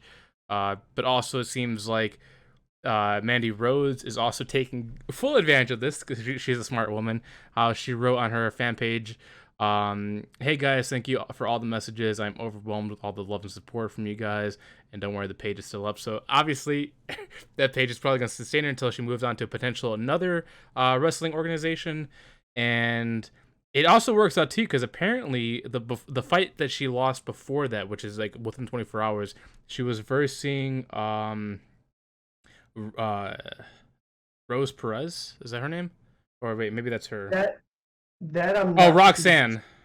Roxanne. Yeah, Something. I'm not too familiar with all the talent that's on that show, so I don't think that's who she lost the title to, though. Yeah, Roxanne WWE. That was her match. Yeah, Roxanne WWE thrones WWE Mandy Rose she did? on Okay, NXT. Gotcha. Yeah, so it was like a perfect time to really get out for her because she just lost her. I'm assuming I think crowning match. I think they forced her to drop the title because they knew they were going to release her. Oh. It wasn't like happenstance. No, they forced her to lose the title because they got rid of her. So do you think the reason why they're releasing it is, do you think it's like a Triple H manager issue, or do you think it's because public traded corporations are just speaking out and they want to get them out? Because it seems like the second person that you mentioned, Matt, what's his name? Matt Riddle, when he fails his drug test, they apparently staged this fight where he got taken out on a stretcher, and then that's when they basically wrote him off the show. Usually, yeah, that's what they do for certain talent, is they'll do this injury angle, so because they know they're being suspended for 1 month or 3 months or what have you, so they write them off, and then eventually they'll come back. But with her, she dropped the title, which was a surprise to everybody, first and foremost. And then later, I guess that evening, it just came out that she was released, and then everyone's like, "Oh, so that's why she dropped the title." But why was she released? And then obviously more and more information started coming out due to that fan site, and she's releasing um, nude pictures, and the other point I want to make when you were talking about her fan page still being up, not only is it still up, but she increased her monthly subscription rate because she knows it's hot right now. Yeah, But she definitely capitalized. Smart woman on her part. Like, she did her business. yeah, so like it's I don't know, like it's so tough because like you do have a business to run, but why fire her? Well, it seems like they're firing everybody because Matt Riddle it was also let go. Apparently, he's released from the WWE Oh, as see, well. no, if that's true, that's news to me. And supposedly Jimmy Uso, when he got arrested for his DUI, and a video was released of him, basically berating a cop. Uh, I'm reading it right now. So W got upset with officer who arrested him for DUI in July. He straight up called the guy an a-hole during the stop. New police officer video shows. I'm trying to see if they released him too, but I know for No, Matt he's still Riddle, there. oh, he's still there. Yeah, no, the Usos are still a tag team and they're still there. Riddle, last I read, was still with them, but if you're reading something that he's actually, then that's kind of almost breaking news because I didn't know about that. Well, what I'm reading right now is just top articles that when I search it up, that's just what I'm looking at. Like for Gotcha. Jimmy Uso, I'm looking at TMZ Sports. I don't know how reliable that is. For Sports pretty um, reliable. Matt Riddle, I'm looking at Wrestle Talk. I'm not sure if that's a credible source. I'm just pulling up Mhm. article that I've seen. But supposedly from the other two articles I've seen, which were less viewed but not as popular as this one, according to them, he was written off the show on a stretcher, and so far he is on um, leave now or release from the WWE. Yeah, I'm sure they're discussing it because I know when Vince was still around, Vince was really high on him. I don't think Triple H and his regime is high on him. So they might be talking about getting rid of him. I'm not too sure. I know I've seen him live before he got to that level, and he is a very very good wrestler, and he used to be a UFC fighter actually too back in the day. So, do you Um, think that they might reverse the decision just because of popularity? Because if so, then it would go back to your point that'd be extremely unjust if they let go of Mandy Rose for her side business that she's not promoting on WWE, doing it off WWE, and being fired just for that. Correct. I think. Well, yeah. Regardless of what happens to Riddle, it's definitely just because there's a history of it. Not only is there a history of like men maintaining their positions, but there's just a history of women being mistreated for not the exact same scenario, but like just their releases and whatnot. And yeah, it's like it's just totally uncalled for. Like even just a suspension, I think would do. It's like, hey, you have that talk backstage. Maybe tell her like, don't do it, and if you do it again, then you're gonna get terminated. But like, I just think that just the complete release is just totally uncalled for. So, do you think the WWE has gone backwards in the relationship with women? Because I know before when they had their diva, I'm not a wrestling fan, so I can't really speak too Yeah. much for it. But I know when I did watch in like 2004 to 2007, or sorry, Uh-huh. 2004 to 2007, the women Mhm. were usually used as just like a distraction for the guys, and then if they were integrated with the guys for Mhm. wrestling, they're more like a side piece just to add drama to the mix. But from the little clips I've seen in the near or and recently, it seems more like they're evenly matched, where they're actually adding to the narrative instead of just a side piece. I'm not sure if that's because they've gotten better with, just giving women better roles in WWE, or if they're still basically just using them as a display piece. Yeah, no, they're definitely. I mean, in some cases, they're still used as, I guess, what's a better term is called a valet. Valley. Yeah. Well, no, no, I'm just being real. That's the term, valets. It's kind of like the women's term instead of calling them managers, but they'll say valet. But they may still be used in that capacity, but more times than not, no, there is a women's division. they are very good athletes in their own right, and some of them, I'm just being real, just like male wrestlers, they might not like to hear it, but a lot of them are better than the others, and some fucking suck. I'm just being real, but so do the male. So don't get hurt when that comes out and you hear that. But anyway, with that said, no, that narrative is no longer there. So they're not going back on that. I think the issue is just that much like I don't want to fall too off the rails here, but much like in just common workplaces, there's mistreatment of women and like even pay and shit, right? Like you always go back to some of the common things like men get paid more than women. It's just some of those things, unfortunately, I guess still apply in WWE. Like we know the scenario, it's not apples to apples comparison, but this also happened earlier in the year. A tag team in the women's division for WWE, Sasha Banks. I don't know if you've ever heard of her. No. And her partner, her name's escaping me. Shit, I apologize. But anyways, they got released, but they only got released because they didn't like their creative direction that they were being put in. So they just well, you never know what you read, right? But based on what the readings were, it's like, they tried to amicably kind of like discuss how they were being treated in the creative roles, and they just want to maybe do something different. And they said no. Now, the way they handle it, maybe you could argue that they didn't handle it well, but basically they kind of walked out on them. But since they kind of did a no-show, they just said, okay, gone. just gone, no and if buts. And to this day, neither one of them have returned back on WWE TV. Sasha Banks actually is the more popular one. She's actually Snoop Dogg's niece, I think.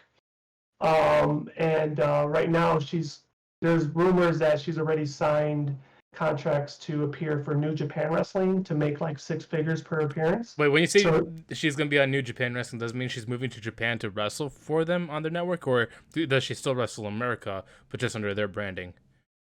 No, she'll go to Japan to wrestle, for no doubt, but I highly doubt she's moving there. She's just going to go there for maybe a couple weeks for a couple appearances, get big time money, and then come back. But then there's rumors of her probably maybe even joining AEW, the promotion I watch, or who knows, whoever wants to pay her, basically. But once again, those are all rumors. Not to go too far off, I know this is just a little side thing, but like like last week, I think we're talking about the sports-wise that I want to see more world-based competition of all these different athletes, and it seems like wrestling is doing the same move as well. Like you said, Japan wrestling.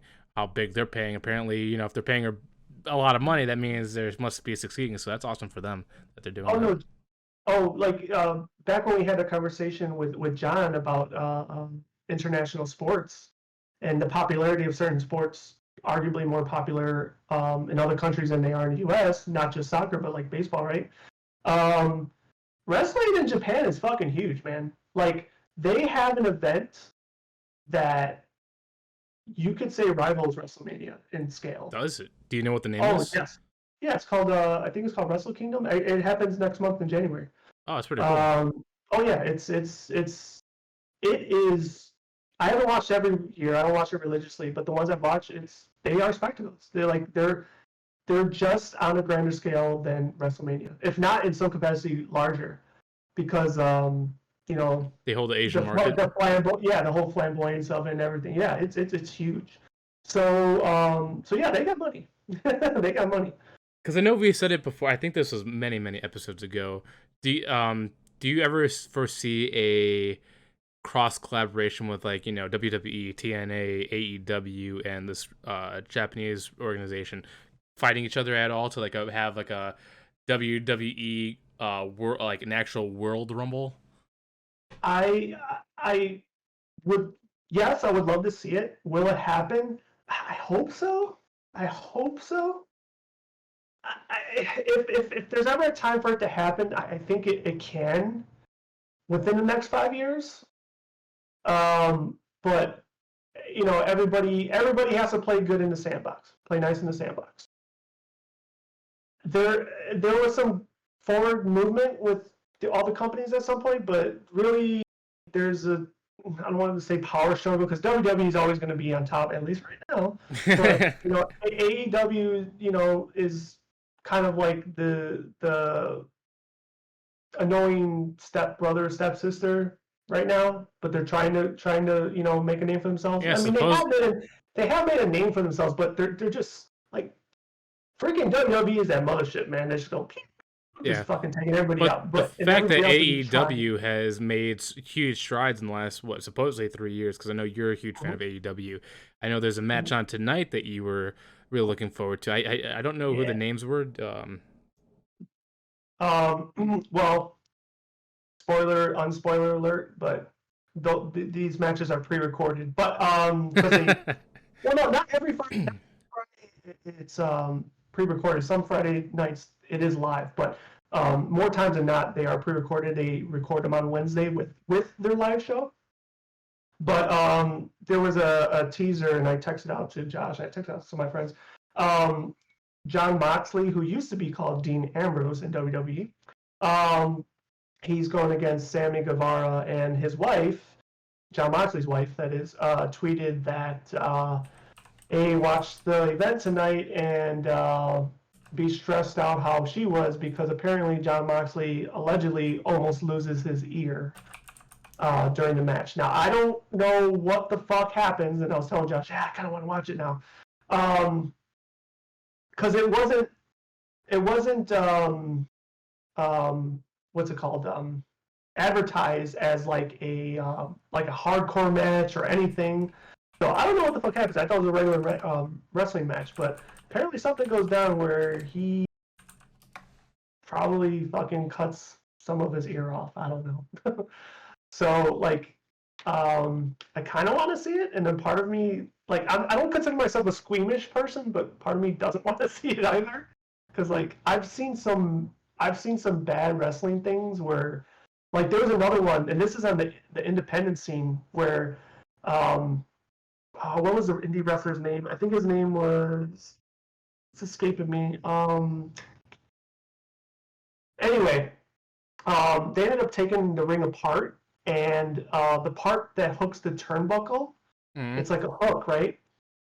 Well, the other wrestler used it and put it in his mouth, and then was supposed to do a move and flip him, but he actually ripped from here to here, and it was like hanging, and I'm like, oh my god, this is the most fucked up thing I've ever seen. It was scary. Like it was like, is he gonna bleed out? Like what the fuck? He looked like a zombie. Did they Like call the the way it match was. right there, or did they play it out? They still finished the They still match. finished it? Yes, yes.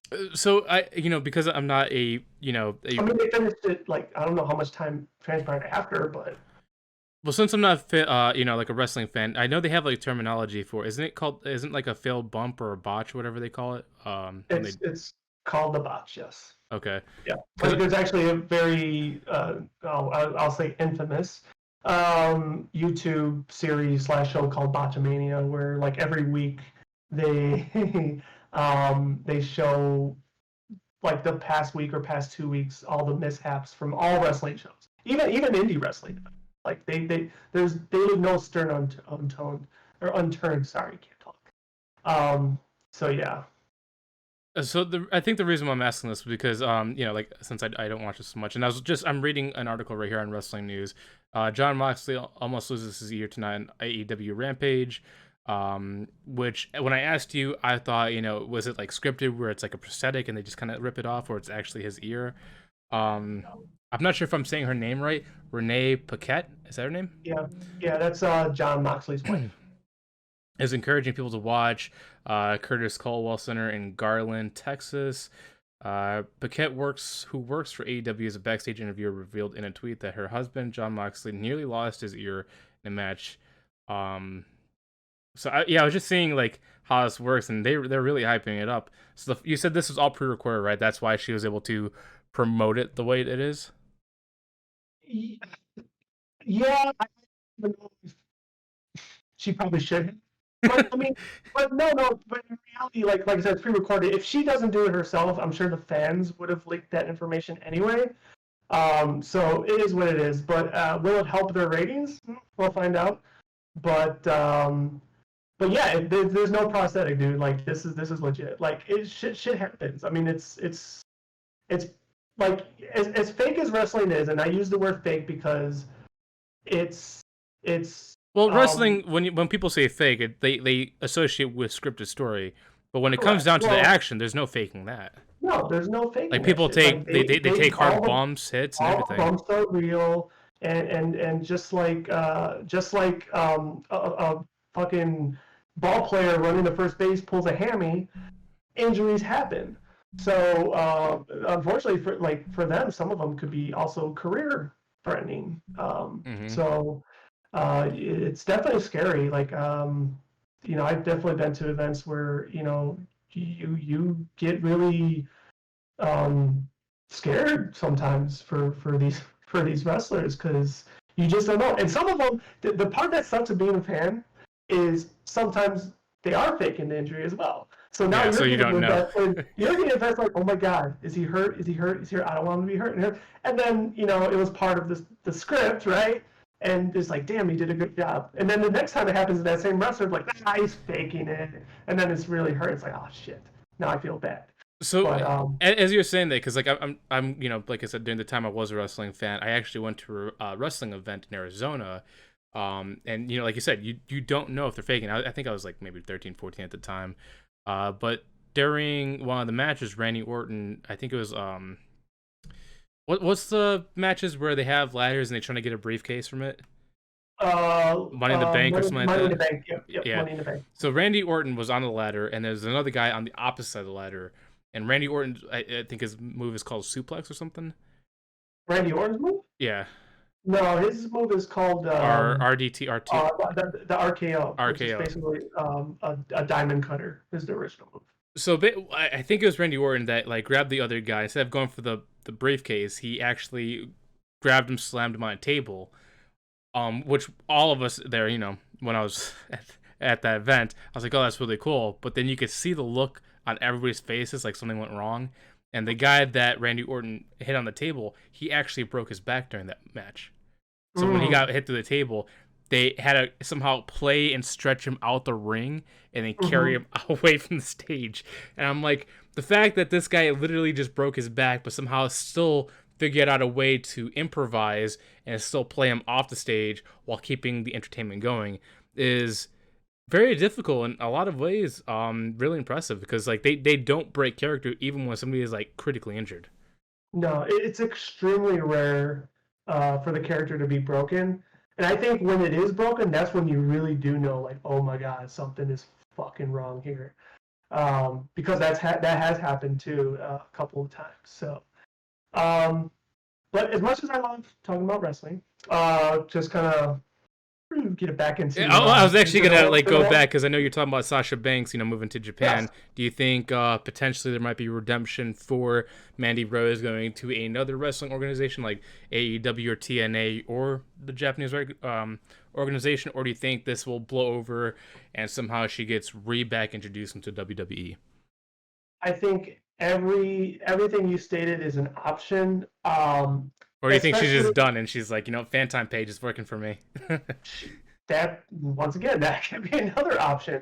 I think due to this bad scenario in some capacity, for her is actually a good scenario because I think it just upped her price in many capacities with her own webpage because she already did it, or if another promotion wanted it, because like she's hot. Not only is she hot, but like she's hot because people want her for the amount of social media discussions she's bringing right now. So I don't know. I don't have that answer, but any one of those is plausible, even for WWE to bring her back because now they're looking like the bad guy, as they do, and but I don't know. We'll see. We shall see. What solution would you like to be seen here? I would like to see her give WWE the bird. I would like to see her really with any promotion. It doesn't have to be AEW, but it very well could be. I think she was in TNA/Impact before, so that might be a landing place for her if she wants to like go back to where she kind of started type thing. But yeah, I mean the best thing about wrestling right now is not that there weren't options before, but because of a company like AEW, their price tag tends to increase, so they can make more money. Um, I just think though, kind of just circling back to just even the topic of this all is like, I think WWE really needs to take a hard look at how they reprimand equally, because this is just a bad look for them. So, I think you might have touched upon this before, but is Mandy Rose a current anomaly, or has this been like a consistent pattern where they punish the female wrestlers more than the male wrestlers? Like, No, it's not an anomaly, that's kind of why it is a topic, and it's a hot topic, because like I said, I brought up the Sasha Banks issue as well, um, because they let them go so quickly instead of like, hey, giving them a chance, yeah. let's suspend them and discuss this or whatever. Like I said, there's the history of men, and you could argue Like which. Jimmy Uso, for example, still being there supposedly. Exactly. Like there's the history of men just like let's go back to the walking out aspect, right? Because I said Sasha Banks and her partner walked out. I believe Brock Lesnar did the same thing at some episode. Oh, he walked out again. Well, not again, but there was a time where he did a no-show Okay. because of probably contract negotiations. Like he was still contracted to show up, but things weren't going his way, so he's like, I'm not showing up this day. He didn't get fired. Why? Because he's Brock fucking Lesnar. So yes, there is a history of the mistreatment of male versus female, and it's just fucking silly nowadays. Like So it's just fucking silly. So do you notice this just being a WWE case, or is it across all wrestling boards like AEW, TNA, Impact? Like, who do you feel does it the best, or is it just an issue that they just need to address as a whole because they're all just managing them horribly? I I know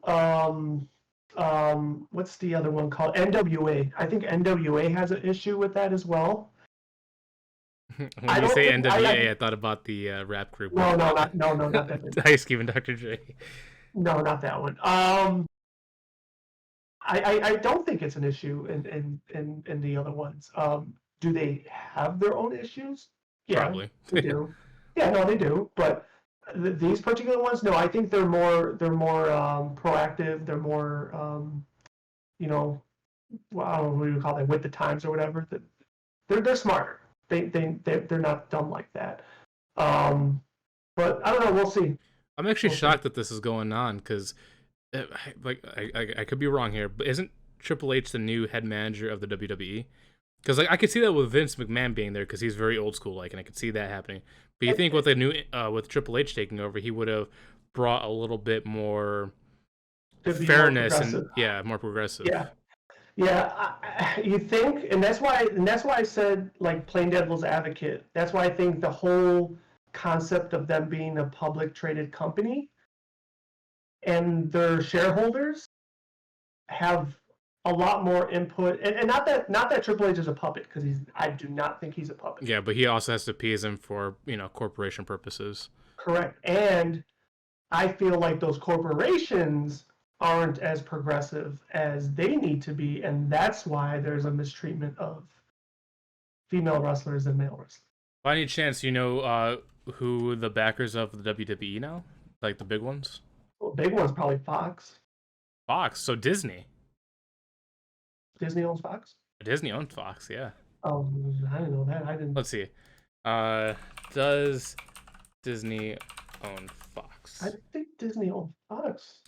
Disney does own the Fox, 21st Century Fox. Yep, they bought them in 2019. Well, that kind of. Well, not. I didn't know that. And that'd be kind of weird because Disney is known for being very progressive with their diversification in movies and their heavily inclusion with the LGBTQ community now in movies. So that'd be kind of weird if. With all that being true, though, I don't.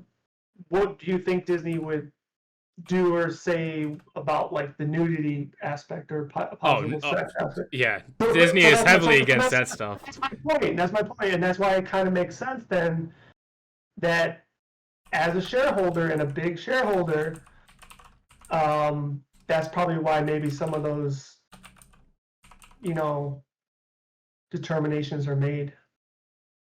So I'm looking right now. I'm trying to see the big shareholder. Hold on, I think it's right here. Linsell Train Ldt owns 18.65% stakes. The Vanguard Group owns 9.29%. BlackRock Fund Advisors own 8.13%, and 91 UK owns 5.9. Hold on. So there's a difference between shareholders and stakeholders, right? Like Oh I think yeah. what you're reading off are shareholders, which they do have an input as well. But when I said Fox, I think Fox is more of a stakeholder because they give them that platform to Oh, like the to network, the news network, or correct, the channel exactly, network. exactly. Yep, exactly. Uh, They actually have such a huge presence. They tell WWE which wrestlers they want on their Friday SmackDown show and which ones they don't want, which then go to Raw on Mondays. Like that's how big of a say they have. interesting. Yeah. I'm looking at this too. Apparently, Vince McMahon still holds the majority share with 38%. Oh yeah. Well, that wasn't gonna happen. He could retire and not be a character for them anymore, but They'll be the he's yeah. yeah he'll still be a major shareholder for sure. It's weird that what's his daughter name, Stephanie McMahon. Stephanie? Mm-hmm. Supposedly, wait, who's Shane McMahon? That's his son. He claims he doesn't want anything to do with it. Well, he holds more shares currently, at least according to what I'm reading right now. He holds 5% more shares than Stephanie McMahon. Mm. Now, what about Triple H, which was real name is Paul Vasquez, I think if I'm saying that right.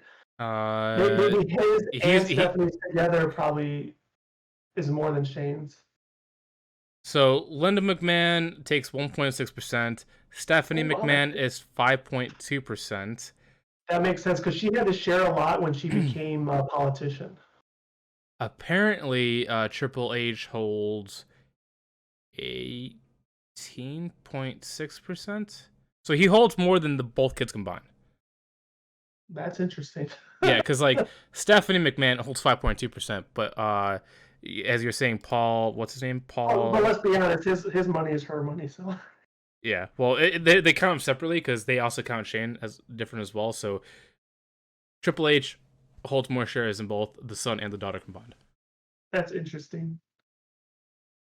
Yeah, because I'm looking at the just shareholders right now, and yeah, it's interesting to see what you can find. Well, that's the thing about being a publicly traded company, right? Like all that information's out there. Yeah. Oh, sorry. I received something. That's me. So. Oh yeah, if you gotta take a quick break, I could easily cut this in recording. Okay.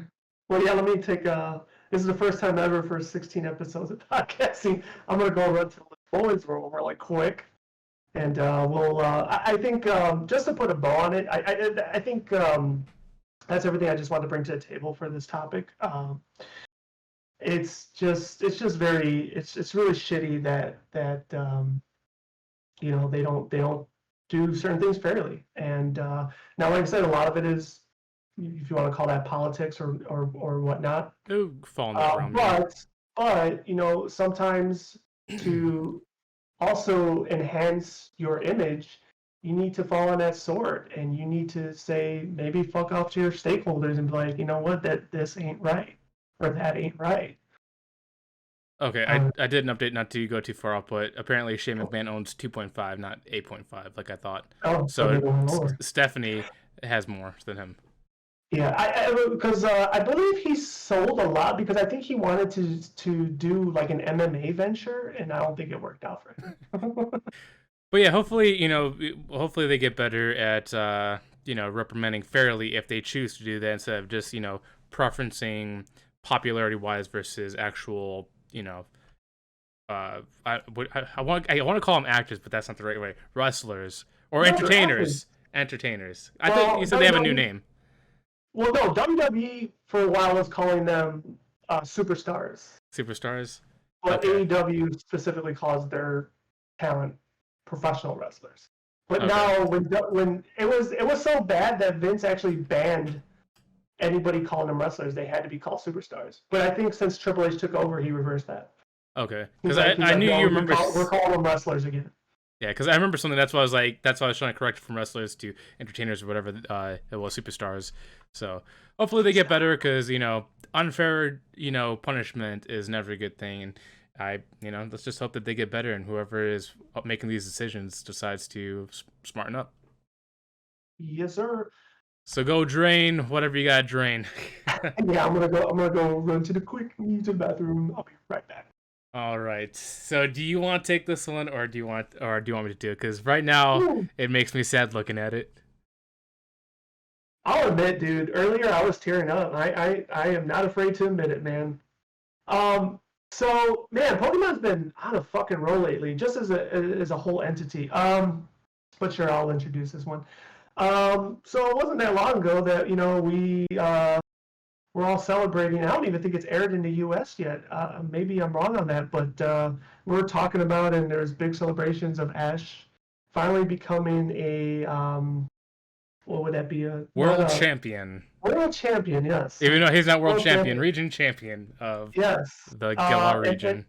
And now we have learned today that after 25 years, the Ash and Pikachu storyline is going to come to an end. Yes. And then a new chapter will begin with brand new characters. Josh dropped the news on me initially before I started seeing it everywhere on social media. And when he first dropped it to me, I initially said, like, oh, that's bullshit, because I believe there's a couple times in the past they've kind of, I don't want to say teased this, but they kind of, they have like the smaller shows, right, where they have a different character and they're like spin-offs and whatever, and people thought that, Ash was done during those times, and it turned out like, no, it was just like, we're doing these little side shows, but Ash returns. This is definitely the end.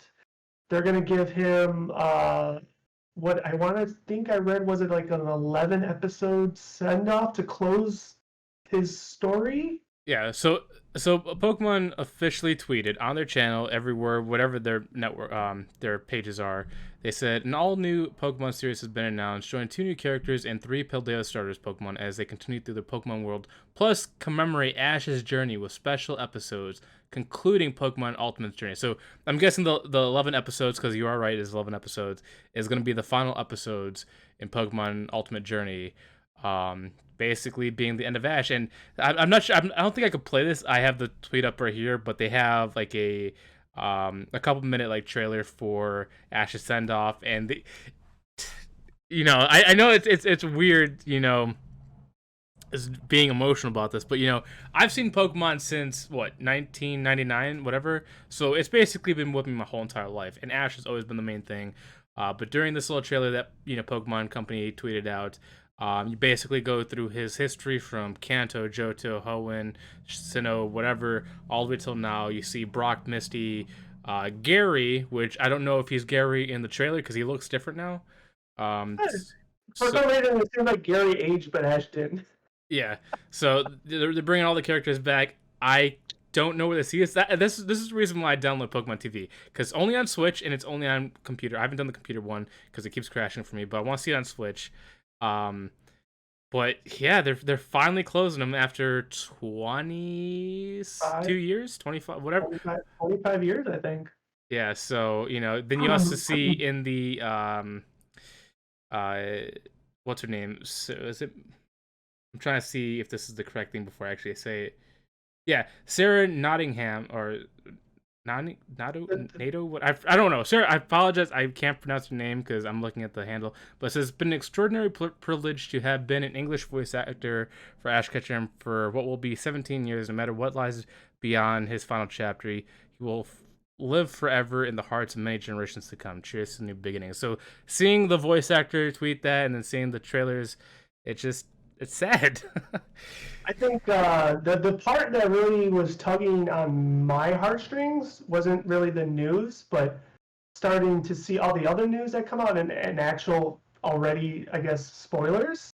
And I guess I'll say it right now again. Spoilers. If you're listening, maybe you want to not hear it. I don't know. But anyway, like they're really. I'm really anxious to watch this. Like I gotta find a way to watch this. I really wish and hope. I know it's not gonna happen, but I really wish they would dub the English episodes and release them at the same time. So we don't get spoiled with the Japanese episodes. But I don't think that's gonna happen. I really wish they would.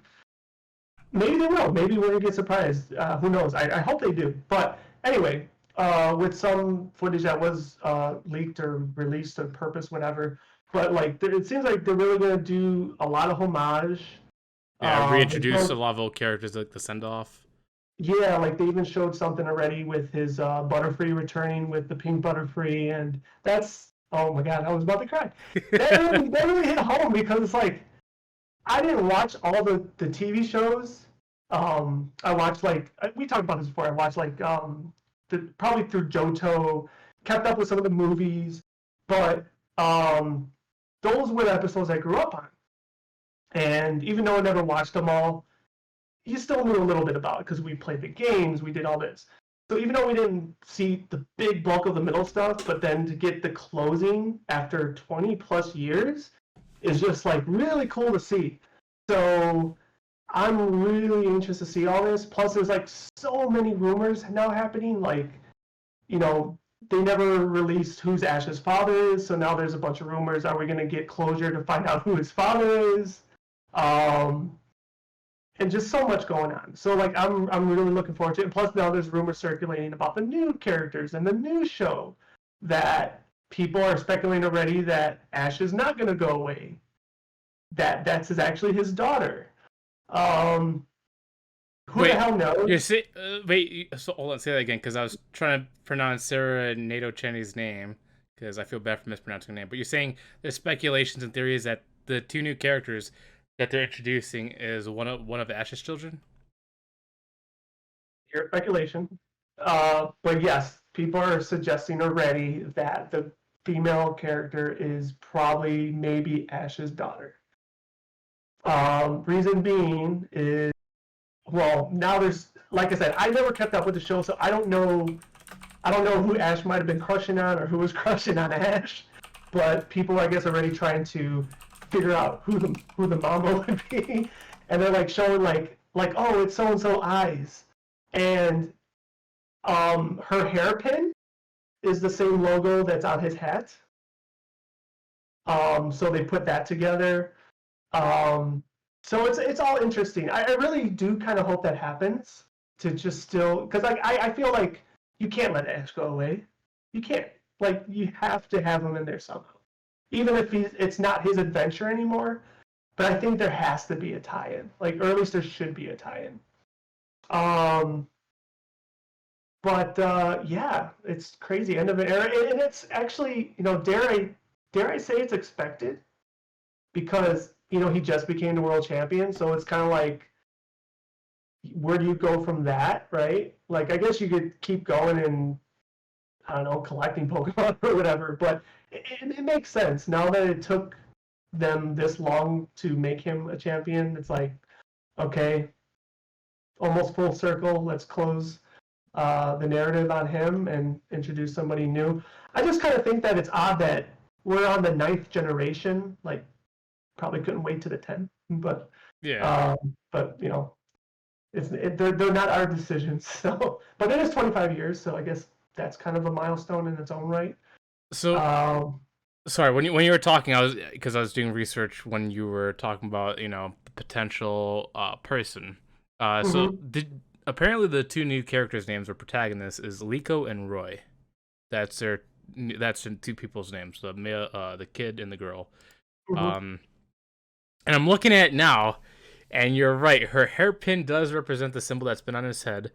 And looking at it, because I haven't watched Journeys or Ultimate Journeys, but the kid, the guy, the dude, what you want to call him, Roy, I guess his name is, he does look like the potential kid of whatever Ash's friend is in this new series. And this girl, I guess, because if you want to associate the hairpin with Ash, I could see that. But for some reason, I don't know why, but when I look at her, I see either Dawn or May from Hoenn and Sinnoh, which would be weird because there was a love interest at some. Well, I guess you could say they have all had weird love interests. I didn't really watch Pokemon for the love interest, but supposedly in the movies, Misty and Ash kind of had a thing in certain episodes, and especially in the original one when she wore a kimono. But I know in the X and Y series, Ash actually got kissed by whoever the female protagonist was. I forgot her name. I should probably look it up. But he actually got kissed at the final episode on the send off. So I'm like, if there's gonna be anything, it'd probably be her. But looking at the female character that I have up on screen right now, it almost looks like Dawn or May. Yeah, see, like that, like I said, I didn't watch a lot of those episodes, so I know I've heard of May. Dawn, I don't think I've heard of at all, and I have no idea what she even looks like. But, um, but yeah, I just think, once again, these are just all rumors, and people are going crazy with them, and rightfully so. But yeah, I'm just really looking. It's shitty. Well, no, yeah, I guess as shitty as the end of an era, but I'm also excited to see it come to a close and what kind of fanfare they give to us with it, and then start maybe now, since this is a new whole chapter started, maybe it's a perfect time for me to pick it back up and become the anime fan again. So with Pokemon, because since I never did keep up with it, so it's a perfect opportunity to start it back up. Yeah, With a brand new protagonist. I'm trying to whatchamacallit, I'm trying to do the same thing again with Pokemon TV if I'm able to get to work. But the person's name from X and Y is Serena. So do you think with this, introduction of these two new characters, Liko and Roy, or Lika and Roy, I forgot the names already. Do you think they're gonna keep changing the characters per adaptation or iteration, or do you think they're going to continue Liko and Roy going into the future like they did with Ash? Because I feel like they might be done with continuing one character. I think they might switch it every series. I will answer it this way. If there is an actual tie-in and Ash still exists in the universe, then I will say these two new characters will continue for a while. If he doesn't, then the idea of them changing it up, I would say would be higher, and I think it would be welcomed. I think it'd probably be a nice approach. When you keep mentioning Ash reappearing like potentially as a father, it'd be weird to see the final 11 episodes and then seeing like who his dad is, and you find out it's actually Mr. Mime. Or Professor Oak. Yeah, but there's so many options. Like I was seeing some posts of like characters that I don't even know who the fuck they are that are potential fathers. It's like I'm like I've been so, like I said, so far removed. Like it's just fun to read it and look at.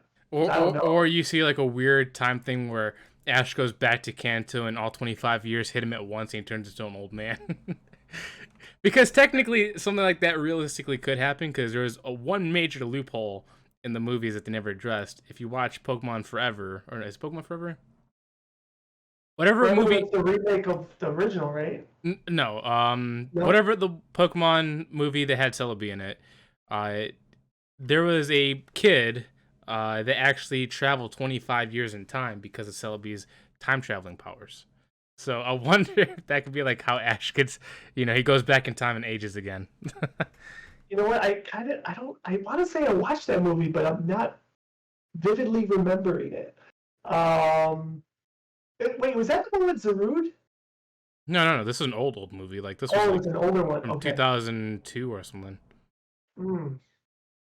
Yeah, Ash, Misty, and whoever the green guy is that likes to draw a lot, he's in there.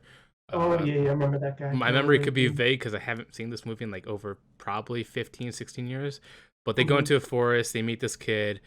This kid actually ends up traveling. Actually, I'm wrong. It's not 25 years. I think it's over 75 years that he travels, because the girl he meets in the forest. Wait, wasn't the character actually Professor Oak? If so, I don't know how, because he still is in the present timeline. Unless, I don't know. I Like I said, I don't know. But basically, this kid that was exploring beforehand made Celebi. He gets teleported through time, or cocooned in time, and then the same girl that helped him out before is now an old woman, and then he I meets Ash and his friends. I think now that you're explaining it, I think I kind of remember. I think that boy was Professor Oak. I know they didn't say in the movie, but has it been like any Oh, maybe it official? was insinuated that. I don't know, but I don't know either, but it you sounds know, cool. I wanted to go back to that because maybe that's a potential way they can age him. Who So if he knows? Who comes knows? back, just abducts him, sends him through time. Who knows? But like the other question that seems like everything's been rightfully so, everything kind of surrounded by Ash, but it also makes me wonder because in the promotional images that they show, or like 8-second video, um, you know, if Ash is, I'm still saying if Ash is still part of it, like what happens to Pikachu? Oh, I dude, mean, it's like Batman and Robin. Actually, you could argue that Pikachu's Batman. So what about Pikachu? Like, dude, I hope they don't break my heart, because somehow Pokemon recently, in the last like 3 years, has added emotion to their show, which I never expected at all. But like, if they do a Pikachu thing where it's like a Stoutland, or if you're looking at the Pokemon Scarlet and Violet games where you see the Bastoff or Mastoff, whatever his name is, yeah. seeing him slowly wither away and die, I'm like, don't do that to me. Don't turn him into Stoutland where he passes away. I can't handle Hmm. that. Hmm. Pika, pass. Well, like, it didn't make me cry, but That didn't make me like, cry, but it made me sad for sure. no, no, no. Well, that, yeah, we talked about that. I don't know if it was on the pod or not, but yeah, it did tug at my heartstrings too. I didn't cry, but I was like, oh, because everybody's had a pet in their, well, most people have had a pet in their life, and either had it pass or seen it get ill, or you know what I'm saying. So like, that was a slam dunk for them to do that. And it should have affected people emotionally. If you didn't, then you're probably not fucking human. But anyway, with that said, like even the very, very, very first Pokemon movie, it didn't make me cry, but like my mom admitted she cried, like when Oh, the whole when with Pikachu was trying to like bring Ash back to like yes, Pika yes, P, and then yes, doing all the, yeah, yeah, yeah. yeah. So like to your, I mean, you said more recently it's been affecting you more, but like Well, I'm just saying, usually arguably, for a while they haven't added any emotional impact like that since the original days, but now it seems mhm, like they're bringing it back. mhm, mhm. Yeah. So yeah, it's very interesting. I can't say I ever thought I'd see this coming. I never thought I'd see the end of Ash and Pikachu. Yeah. And, Looking and, back at it and, now, and though, just, it kind of makes sense, with him going into the Alola champion, then now the Galar champion. It's like they're sending him off with like as a win. So it makes oh, sense that he's 100%. finally winning, just to get him out of the show. Oh yeah, no, 100%. Like I said, I didn't see this coming. But especially with like the recent big news, with him becoming champion. But it makes sense. Like it's like, hey, he finally got his big accolade, and now it's time to have it come to a close. It should. I think the big, like, just to help add more fuel to keeping Ash and Pikachu part of the show in some capacity. It's no secret that Pikachu is the mascot for Pokemon. Oh, 100%, even though they tried with Eevee. Correct.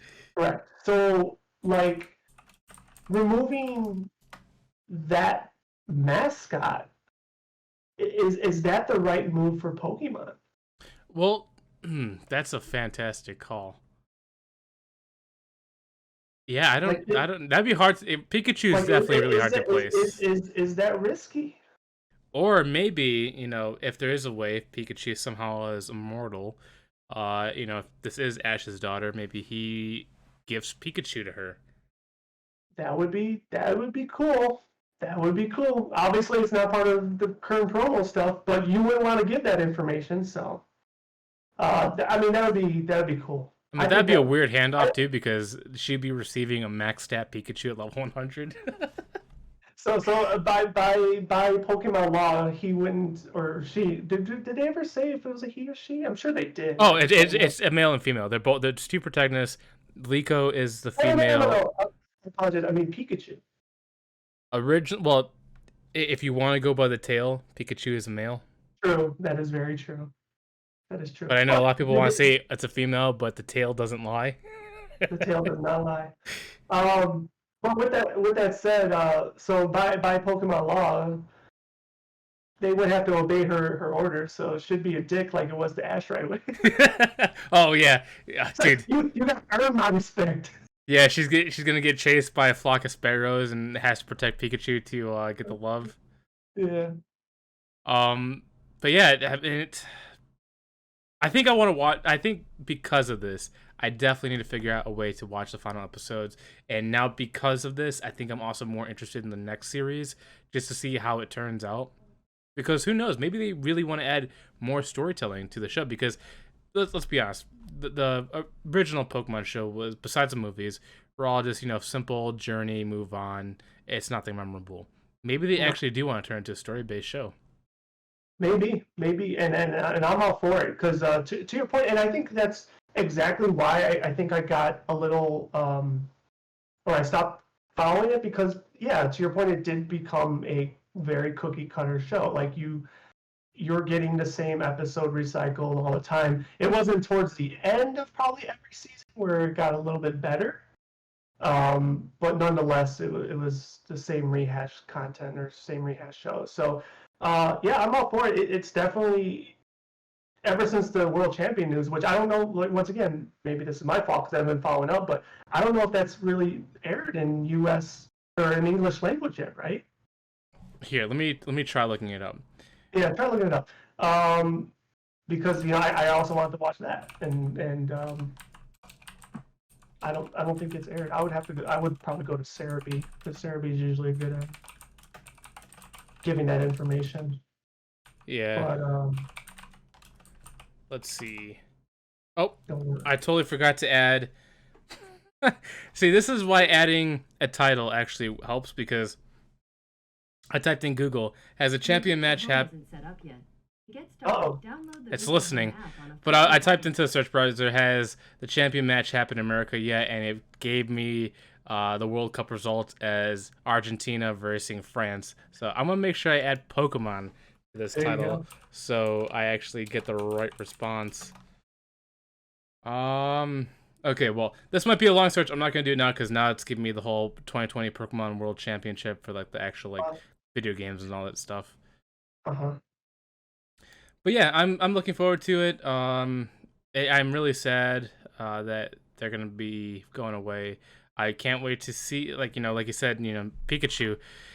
It's gonna be weird if he's not on the show.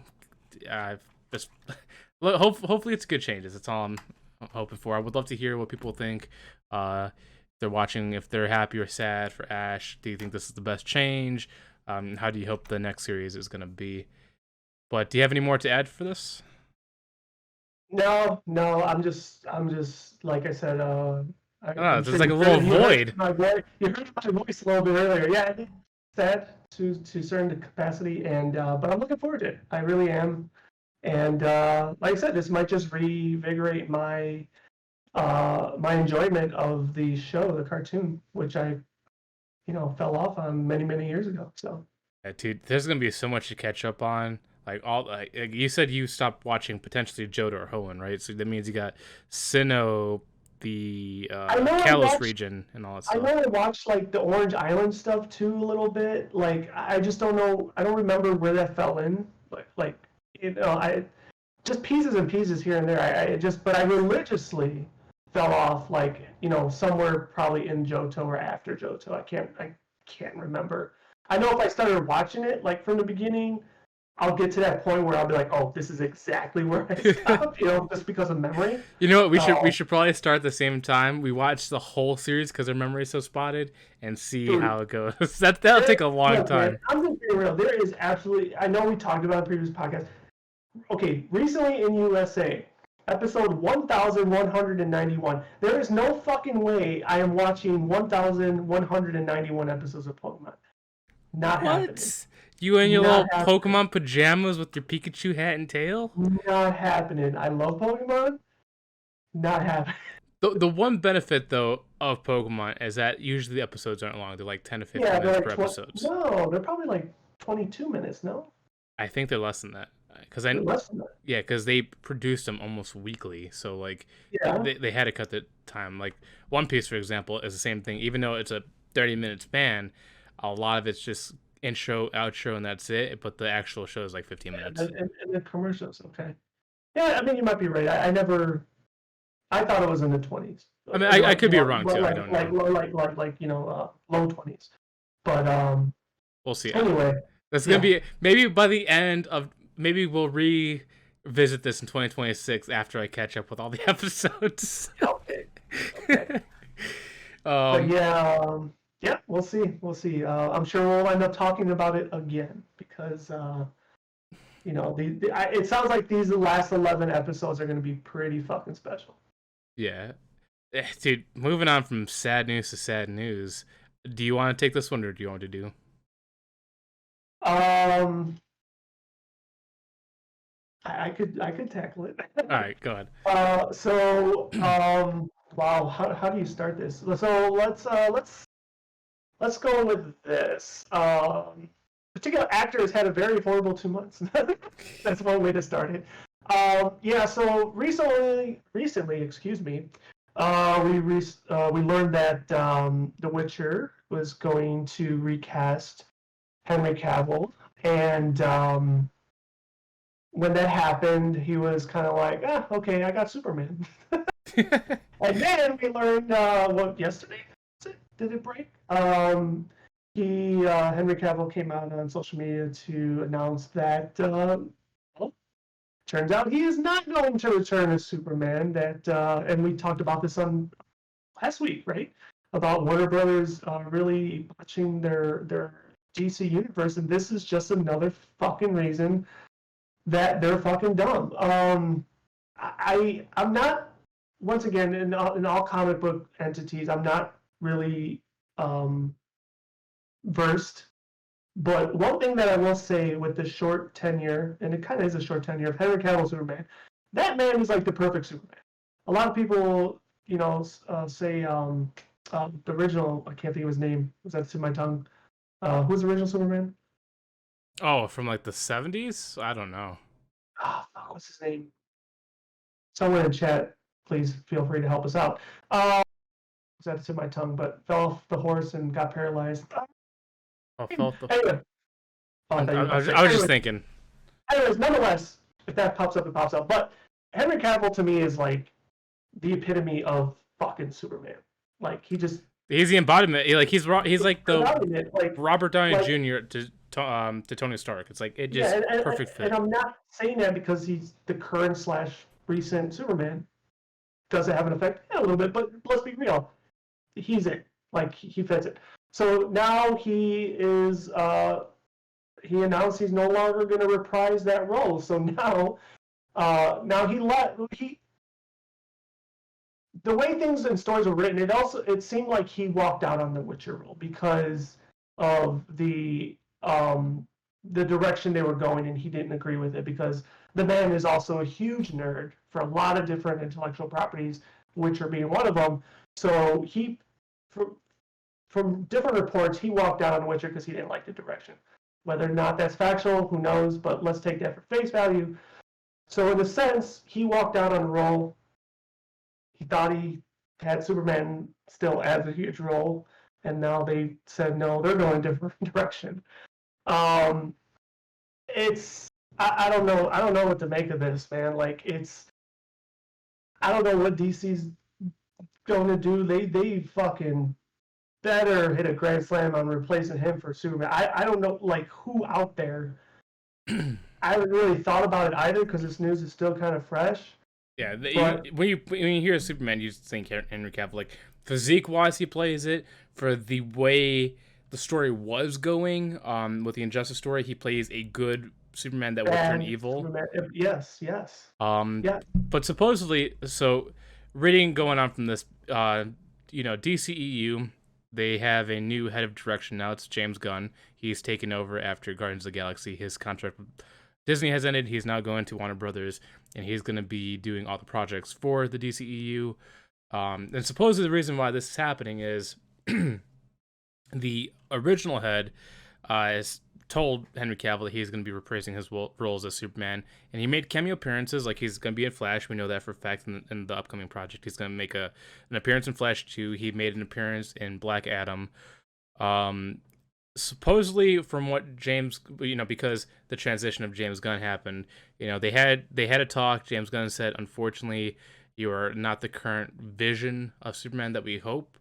They didn't say there was no place for him in the future. They just said the current story that James Gunn wants to create, Henry Cavill does not fit his image.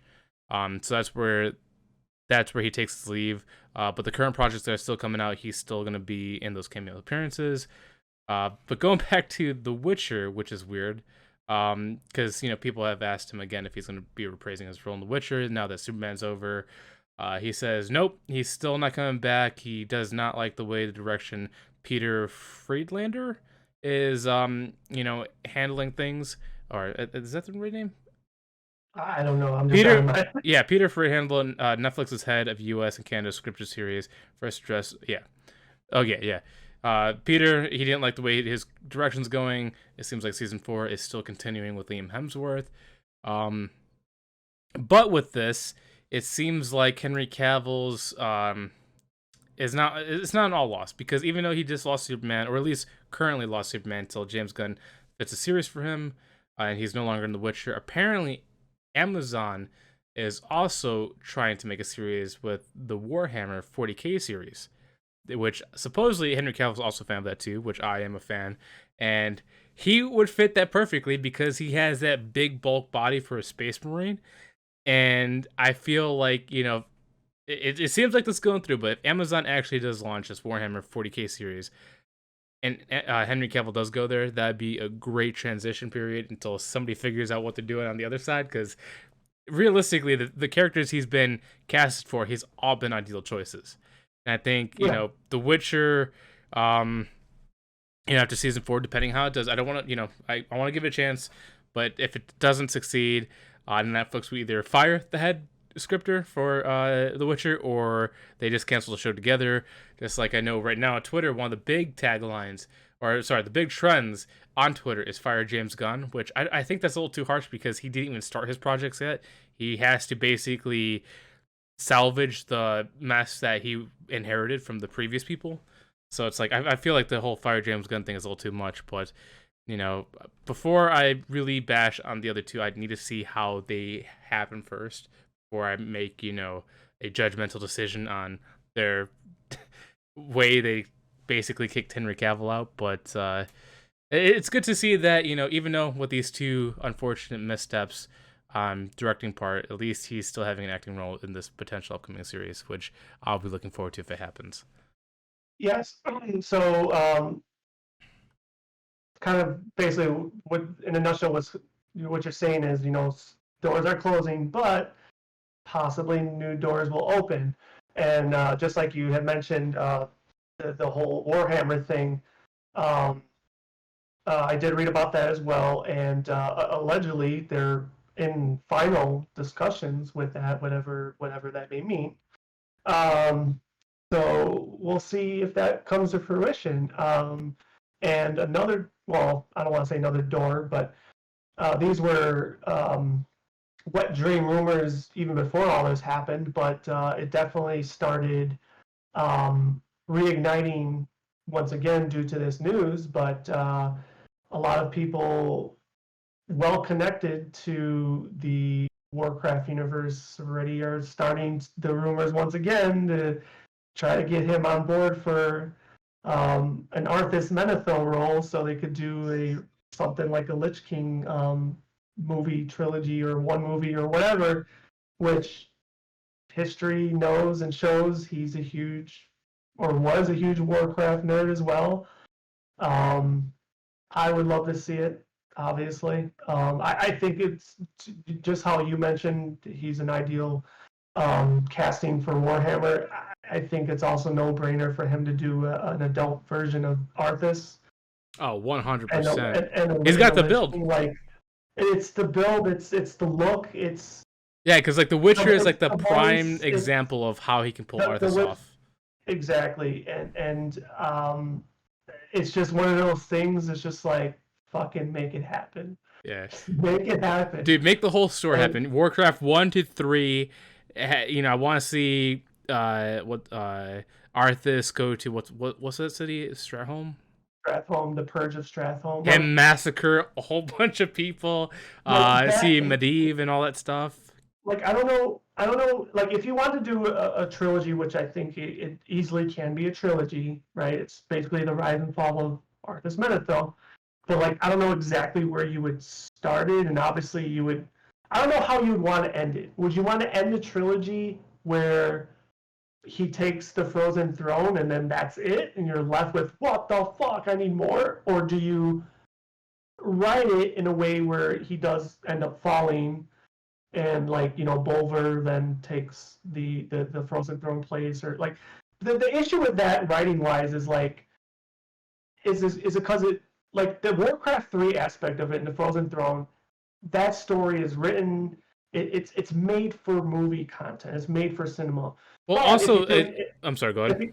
if I just finish this thought real quick, if you take it to a step further because you don't feel like that gives you closure to his character arc, I don't know how you then write it to then kill him, because that takes place in World of Warcraft, which, yes, there's major characters that are a part of that story and a part of that kill, but as Blizzard likes to portray, the players are the heroes. So it's like, how do you then do that in a movie setting? Like, do you just create new characters for storytelling? So this is why I could see it happening, because even though technically in World of Warcraft the player is the hero, but during your journey you're always chaperoned by a main character, so they could exactly. They could always take that main character and make them the hero and replace you. Yeah, no, 100%. That's what I said. Like that's the way they could do it, but it's a no-brainer. Like in my opinion, like first and foremost, I think I will say I speak for every Warcraft fan when I say this. Every Warcraft fan would flock to watch that, first and foremost. 100%. But on top of that, just if done correctly, if you make it well, the other Warcraft movie, first and foremost, I think it was done extremely well. But if you just continue it. well, yeah, but if you make the presentation like Lord of the Rings, like a House of the or Game of Thrones, you're going to get non-Warcraft fans watch it, and I think it will do well. I think it'll do really well. I think what they should do is I think they should do Warcraft 1, 2, and 3 as a movie trilogy. Continue what Legendary Pictures has started, and just add it, because Warcraft 3 has 4 stories going together. It has Arthas being kind of like the main figurehead. You get introduced to Illidan. You get introduced to, well, I'm not gonna say introduced, but you see the shadowing happen with the Legion. You see Kil'jaeden. You see Gul'dan's fall, and then him organizing the Horde, and then that's when the trilogy ends. You add the subtext, kind of like Game of Thrones, where it's World of Warcraft universe, and separate show series or separate shows that continue linear stories of like the Legion, Arthas, and then Illidan. It's if you wanted to plant the seeds for a Warcraft universe, so to speak, yeah, that would be a way of doing it. I just think that I keep throwing a trilogy idea, but I'm going to keep running with it. I just think if you're going to do that, you might want to stay away from those other characters that you just talked about. Because yes, as a fan of the franchise, as we both are, and other people that are, would we like to see that? I would say yes. But I'm thinking more of a selling point to the non-fan. Yeah. You want to get those people in as much as possible. And I think and not confuse them with too many characters. Exactly. I think you could plant them in there, right? Like you could what's the word I'm looking for? Um, Vaguely, I guess, plant them in there, but they're not main character, not one bit. Like you really want to focus heavily on the rise and fall of Arthas. Like yes, you'll have Jaina as a very prime character, and she's still there to this day, right? Uther, which would be huge. That would be a big. That would be one of the ones I want to see besides the Stratholme massacre. Is just basically like the father-son connection that they had, and then the betrayal.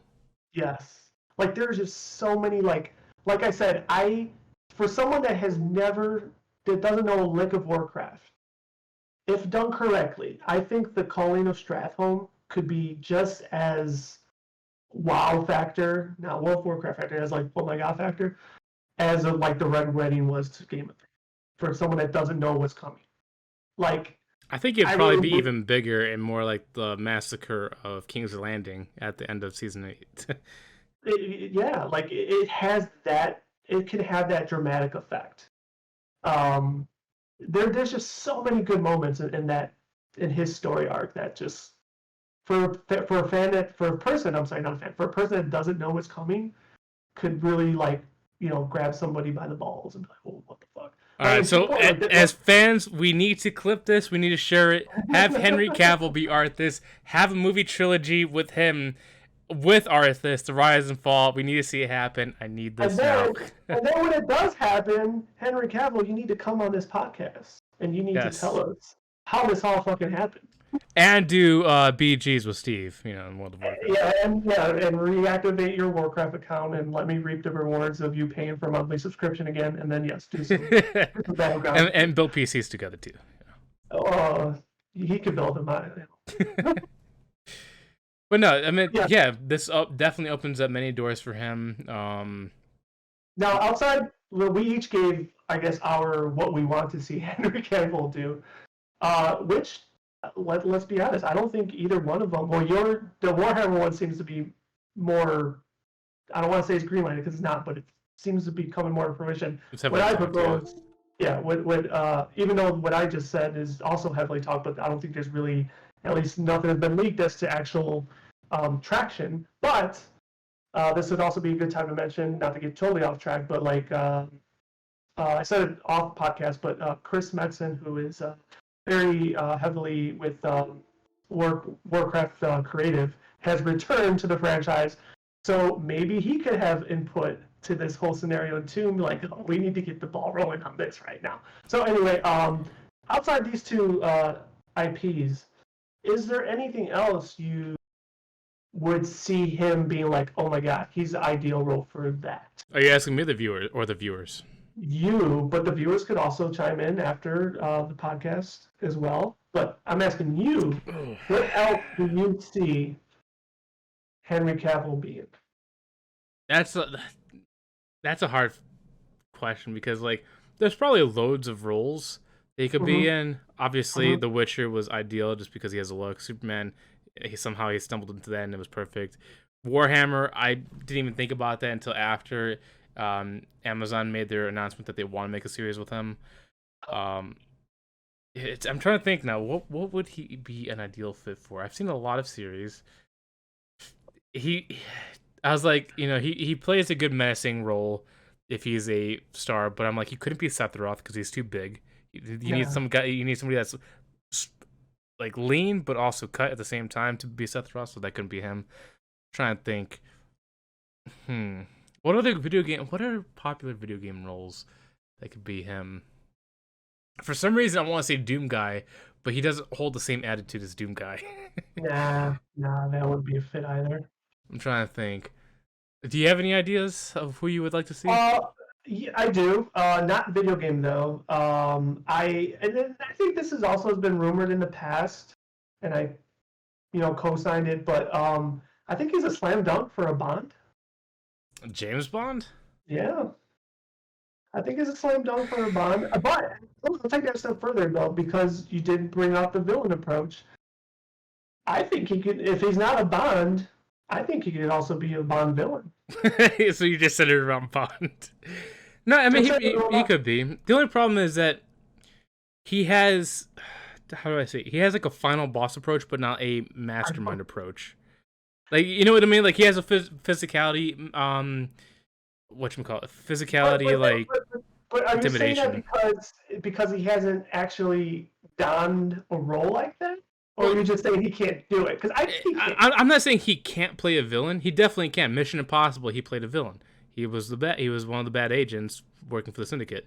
I'm saying for Bond particularly, like, maybe I'm just thinking too much Daniel Craig, because like his villains were more thought out what they're planning. It wasn't physicality. They were laying traps for Bond the whole way through, and they're usually more slender, weaker, and just more intelligent. I'm not saying Henry Cavill cannot play an intelligent character because he was just recently Sherlock Holmes in the new Enola Holmes movie on Netflix, but he just doesn't have the right attributes for a mastermind character like that. He plays a good physical character, and I'm trying to.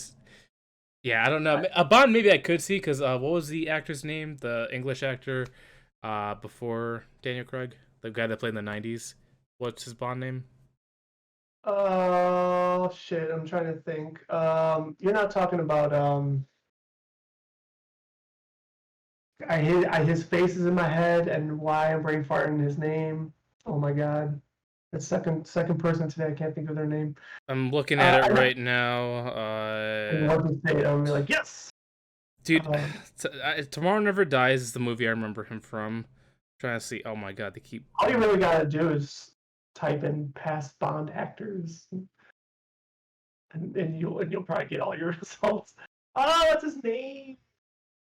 Past, or sorry, Tomorrow Never Dies. Let's look at his name. What's the guy's name? Pierce Bronson. Ah, yes, Pierce Bronson. Yep. I could see him playing a Bond character like Pierce Bronson. Yeah, for sure. Because he definitely cannot play a Daniel Craig version. Yeah, and I know. I'm surprised this hasn't come up yet, but of course, a lot of people also too discussing on him being like a future Targaryen or something for Game of Thrones. Dude, he could be not a future Targaryen, a past Targaryen. Well, okay, maybe not because they've already shown pictures of what Aegon Targaryen looked like, but I would love to see him as Aegon. I think. Obviously, because once again with The Witcher, I guess same thing would be with Arthur. It's like it's one of those things that makes too much sense. I don't think that'll happen though. If he's not Aegon, I don't think he'll be in the Game of Thrones series. Yeah. That's just my opinion. I just think that that'd be the only role that they could fit him in. Because if it's not like a main character like that, then I think he'll probably pass on. Yeah. Yep. Oh man, that's a great question on who to see him. Maybe somebody that's listening has a good suggestion of what character he could play. Because I currently can't think of any. Because there's only a handful of characters that embody roles. What's up? I got one. I don't know if they're looking to do another movie in this franchise, but he kind of has that look. He could be like a Terminator. I mean, maybe. Yeah, maybe it could be a Terminator. Throwing it out there. I mean, it's a possibility. I'm not gonna go against it. Maybe he might surprise me with "I would be back." I don't know. But yeah, that's a hard question. I think this is one that I will have to ponder for a while, and I think that'll take 7 hours to do. So, it's a good question. All right, but leave your suggestions or your ideas in the chats or in the comment section, and I'm sure once again, much like a lot of our topics, I'm sure we'll end up revisiting it. Henry Cavill's name up again in a future podcast. So this one I'll say because this was something I was looking forward to, and this also goes to the movie related stuff as well. So Avatar 2, I think officially releases tomorrow. I was lucky and got an early pre-screening. Look at you, Mr. Celebrity over here. It wasn't on purpose. It was just one of the movie theaters that happened to do a 2-day early release. It wasn't on purpose. That's not good. So I got lucky and I got to see it early. I've seen it in IMAX 3D. And there was a lot of hope for this movie, and also a lot of eyes saying, will it be as good as the first one? James Cameron definitely did a fantastic job because Avatar 2, in my opinion, is better than Avatar 1. I Okay. feel like the 10-year wait, even though it was a long time to wait, it was worth it. The world looks amazing, especially in IMAX 3D. There's a lot of times where I want to be in the world myself, especially with the animals, seeing the little avatar babies and all that stuff. He just does a fantastic job at creating the world visually. Like it's all CG. Everything's pretty much CG except for the human part, and it's just done incredibly. Like you could see where his technology and his passion comes into this movie because for those that don't know, James Cameron also likes to be on the See sea. that? Yes, he likes to explore on the sea. I think he's actually developed equipment to do deep sea expeditions to map the grounds and all that stuff. He's helped with the Titanic and restorations and all that stuff. And with this movie, because of it being the way of the water, you could definitely see where his aquatic life blends in with this movie.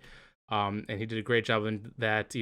I could see where the technology was going because Alita Battle Angel was also something he was working on before, and you could see the animation going there. I think that's why he passed it on to Robert Rodriguez because he wanted to do a little bit more polish and touches. And yeah, dude, it's just Avatar 2 had a lot of expectations to meet, and I feel like it's met all of them. Apparently, it's met them so well that there's actually a thing going on right now that people are experiencing Avatar postpartum depression, where after they see the movie, they feel depressed that they're not actually in Pandora because of how great and beautiful it is. And I feel like it's just like another. I feel like I'm back in 2009, going back to an amazing movie that takes you to a fantastic universe that you just want to be a part of. I think that's how I feel every time I log out of Azeroth. But no, I was reading those same I guess articles or that. I think I stated this as well. I unfortunately are probably one of those minority people that haven't even seen the first one. So based on your senses here, your opinion, I think I gotta watch them. I mean, it's not like it would take too much of my time. What's the runtime on this? Like a little bit over 3 hours, maybe? It's about 3 hours. So Yeah. I think this is another thing that comes into play. Is even though as much as I enjoy this, and I think any fan of the original Avatar will definitely enjoy this movie. Mhm. One of the ongoing criticisms currently about this is that it might be too long. For me, I felt like it was just right. It didn't feel too long for me, but I know some other people when I heard them leaving the theater, they're like that was too long. And I think for people that love movies, they're gonna really enjoy this. I think for people that are just very casual about it and they just watch it for entertainment purposes, this might be very boring to them. Gotcha. Interesting. Because I know a lot of people like to say, Avatar is just basically cowboys and Indians. The Navi are the Indians, the humans are the English coming in to settle and all that stuff. Which in a way it kind of is, but there's also more of a philosophical approach and spiritual approach to this too. Because in this movie, the humans, I like usually when you see humans, they're usually like the underdogs. The humans are not the underdog in the series. They are the menacing overlords that come in and just annihilate. Like they just tear things apart. And the Navi are the underdogs here, but because of the Navi and their deep connection with the planet, I think it's also like a message to respect the animals, respect the place you live in because you only have one planet. Well, the humans are coming here because they destroyed Earth. They've pretty much stripped the resources. That's why they're trying to become interplanetary so they can find more planets to inhabit it.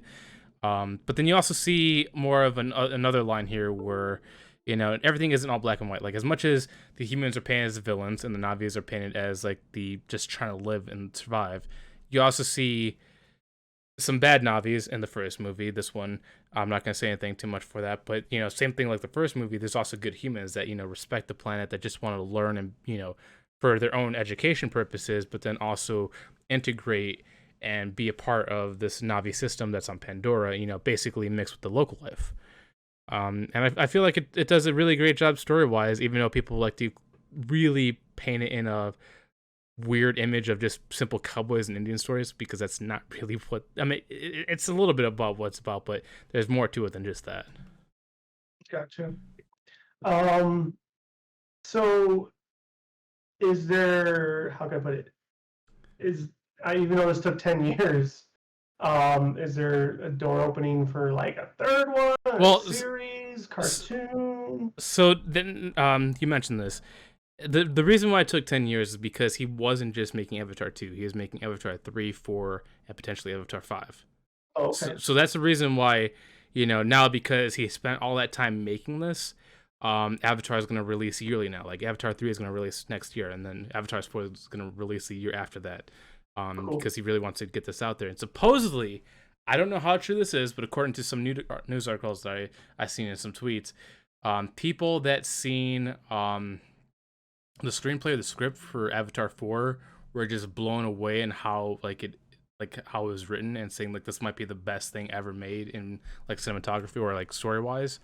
So it's making me excited because the fact that like a lot of big names are saying that potentially whatever Avatar 4 may be is just something that we most likely will never have seen before, and is just going to be revolutionary like the first two have been. Because like James Cameron really put a lot of effort into this movie to make it entertaining, to build this universe up. Because like so far, I haven't seen many places or many stories that have somehow made you so involved into this one world, except for like maybe Star Wars and Dune. That's about it. I guess Star Trek could be on that list, but Star Wars and Star Trek takes place over multiple planets and characters. This is the planet itself is the character that you're more interested in, and so yeah, they definitely have 3 and 4 laid out. Visually, I can't see 3 and 4 being much better than 2, but story wise, it'll probably be great because it's leading up to that. Interesting. So it does leave, I guess, then with a cliffhanger in some capacity. Oh yeah, well, I mean, we knew that. I mean, the fact that before this movie Okay. came out, like even 5 years ago, we knew Avatar was going to be a multiple movie series. It wasn't going to be 2 and done. So we knew that this was going to end as a cliffhanger, leading up to the next multiple movies that are coming out. Gotcha. Okay. Yeah, I'll have to check it out someday. Well, I'd probably prefer to see this in theaters, but won't be able to see the first one, I guess, in theaters. Dude, if you want to go, I will go see. Maybe not in IMAX because 3D hurts my eyes too much. Yeah, but if you want, said 3D, I was like, I don't like 3D. Oddly enough, this movie does it well. There's only been one time where it hurt my eyes a lot, but like it was usually like the pre-shows beforehand. But this movie does a fantastic job with IMAX 3D. I would still like to prefer it in Dolby Cinema 2D. So if you want to see it, I'll go with you because this is the kind of movie I will sit again and pay because it's that good for me. Like, I feel so bad for Top Gun Maverick because Top Gun Maverick was my movie of the year, but this just completely destroyed Top Gun Maverick for me. I think no promises, but I do have some time off next week, so I know it's holiday season. I know you have plans too, but we'll talk. Maybe we'll see if maybe we'll sneak it in or something. Although it's probably gonna make, well, obviously this would make a lot of money, duh. But due to Christmas time and everything, I'm sure there might be those theaters will probably still be packed. Oh, Like, 100%. yeah, so it might be even just a tough ticket to get. But like, what was it? I know we saw Godzilla in theaters. What else did we see in theaters? We seen Detective Pikachu together. What else? There was something else, wasn't there? Maybe. Probably, I can't remember. But whatever we saw, or a couple times, maybe like, I think we went early too, right? And I think sometimes it's better to go early because the theaters are usually more empty. Yeah, dude, this one like obviously dates and shit. Like a lot of dates, like couples go during the evenings. And... yeah, like this one we went to the earliest possible airing, which was 3:00, 3 p.m. Gotcha. because that was the earliest that they're showing it early. Dude, even like the pre-showing for it, it was packed, seat to seat, everything was filled, and I'm like, dude, I bet this is gonna be one of those movies that fills it up for like the next 3 months. Yeah, and the reason why I brought this up as a topic is obviously I want to talk about Avatar 2, how amazing I thought it was, but it leads into other questions. Yes. Will it break its previous records? So Avatar 1 is currently the most successful film ever made. I think it brought in like $2.68 billion. It's basically it's something with the high 2 billions in revenue from theaters. I wonder if this will one up it, because that'd be a hard demand. So I know we've had these conversations before, but it depends on how you look at the figures. If you're talking about just simple dollar value, I'm going to go ahead and answer yes, because you have inflation. Movie tickets cost more money. Now, if you're talking about buys, well, that's a different scenario. I would still probably answer yes because the fan base is large and huge, and even with the returning, you're always going to have new, right? I highly doubt there's many people that said, fuck off, Avatar, I'm not going to go watch you. I highly doubt that's the case. Is there people? Probably. Oh, there's definitely a lot of pre-hatred for it. They're like, why is Avatar 2 being made? It's probably going to be a flop because it took 10 years. Nothing ever succeeds a sequel. And I can tell you this definitely does. But those same people are still going to see it. Maybe. They do a lot of this, but they're still probably going to go see it. Oh, probably. So they're going to cough up their money. I'm going to go ahead and answer yeah.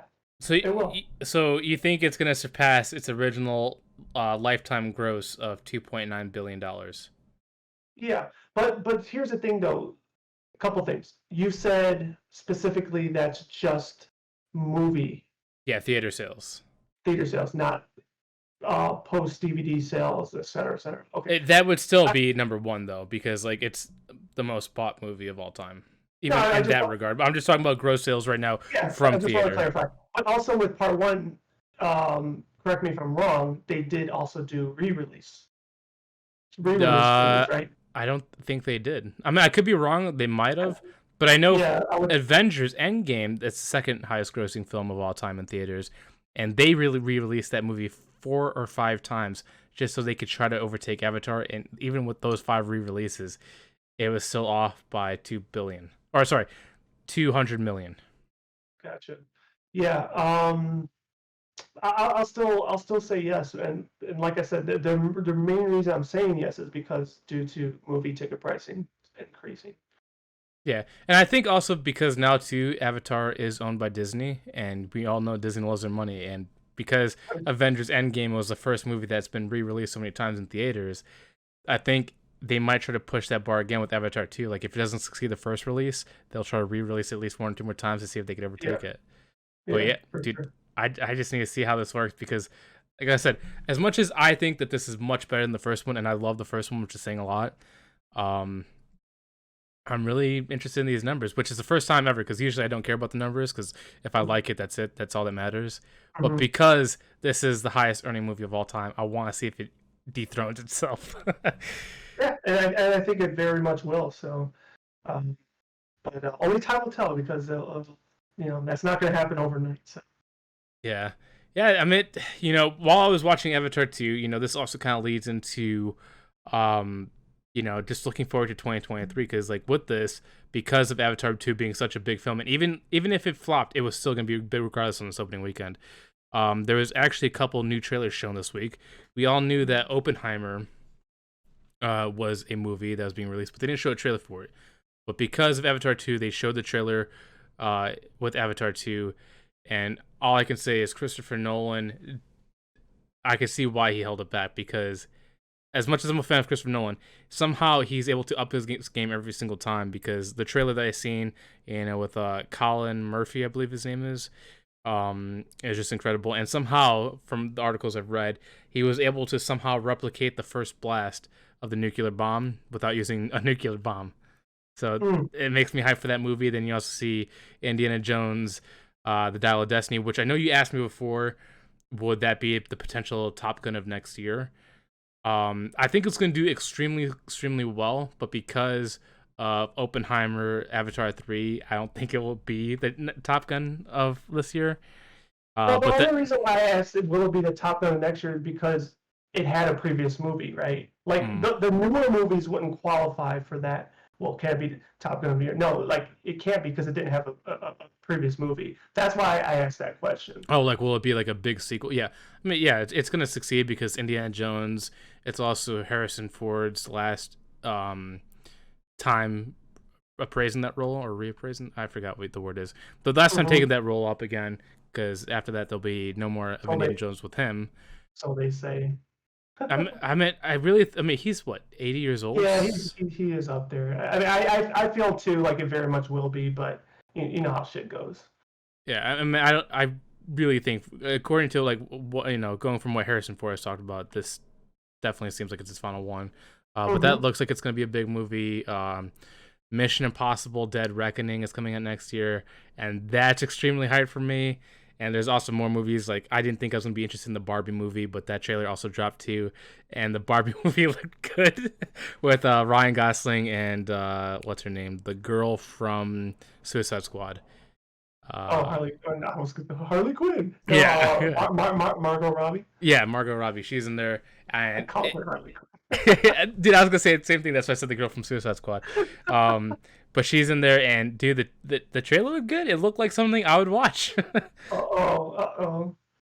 But yeah, Avatar 2 just like was like the perfect door opening for all these fantastic movies coming out in 2023, and I'm just, yeah, dude. It seems like cinema's back, media's back. COVID had that little hiatus period. 2023 was 2022 was jam packed with a whole bunch of great stuff, and 2023 looks like it's going to be another great follow up year as well. Yep. And hopefully I get my ass back out to the theater more often. So.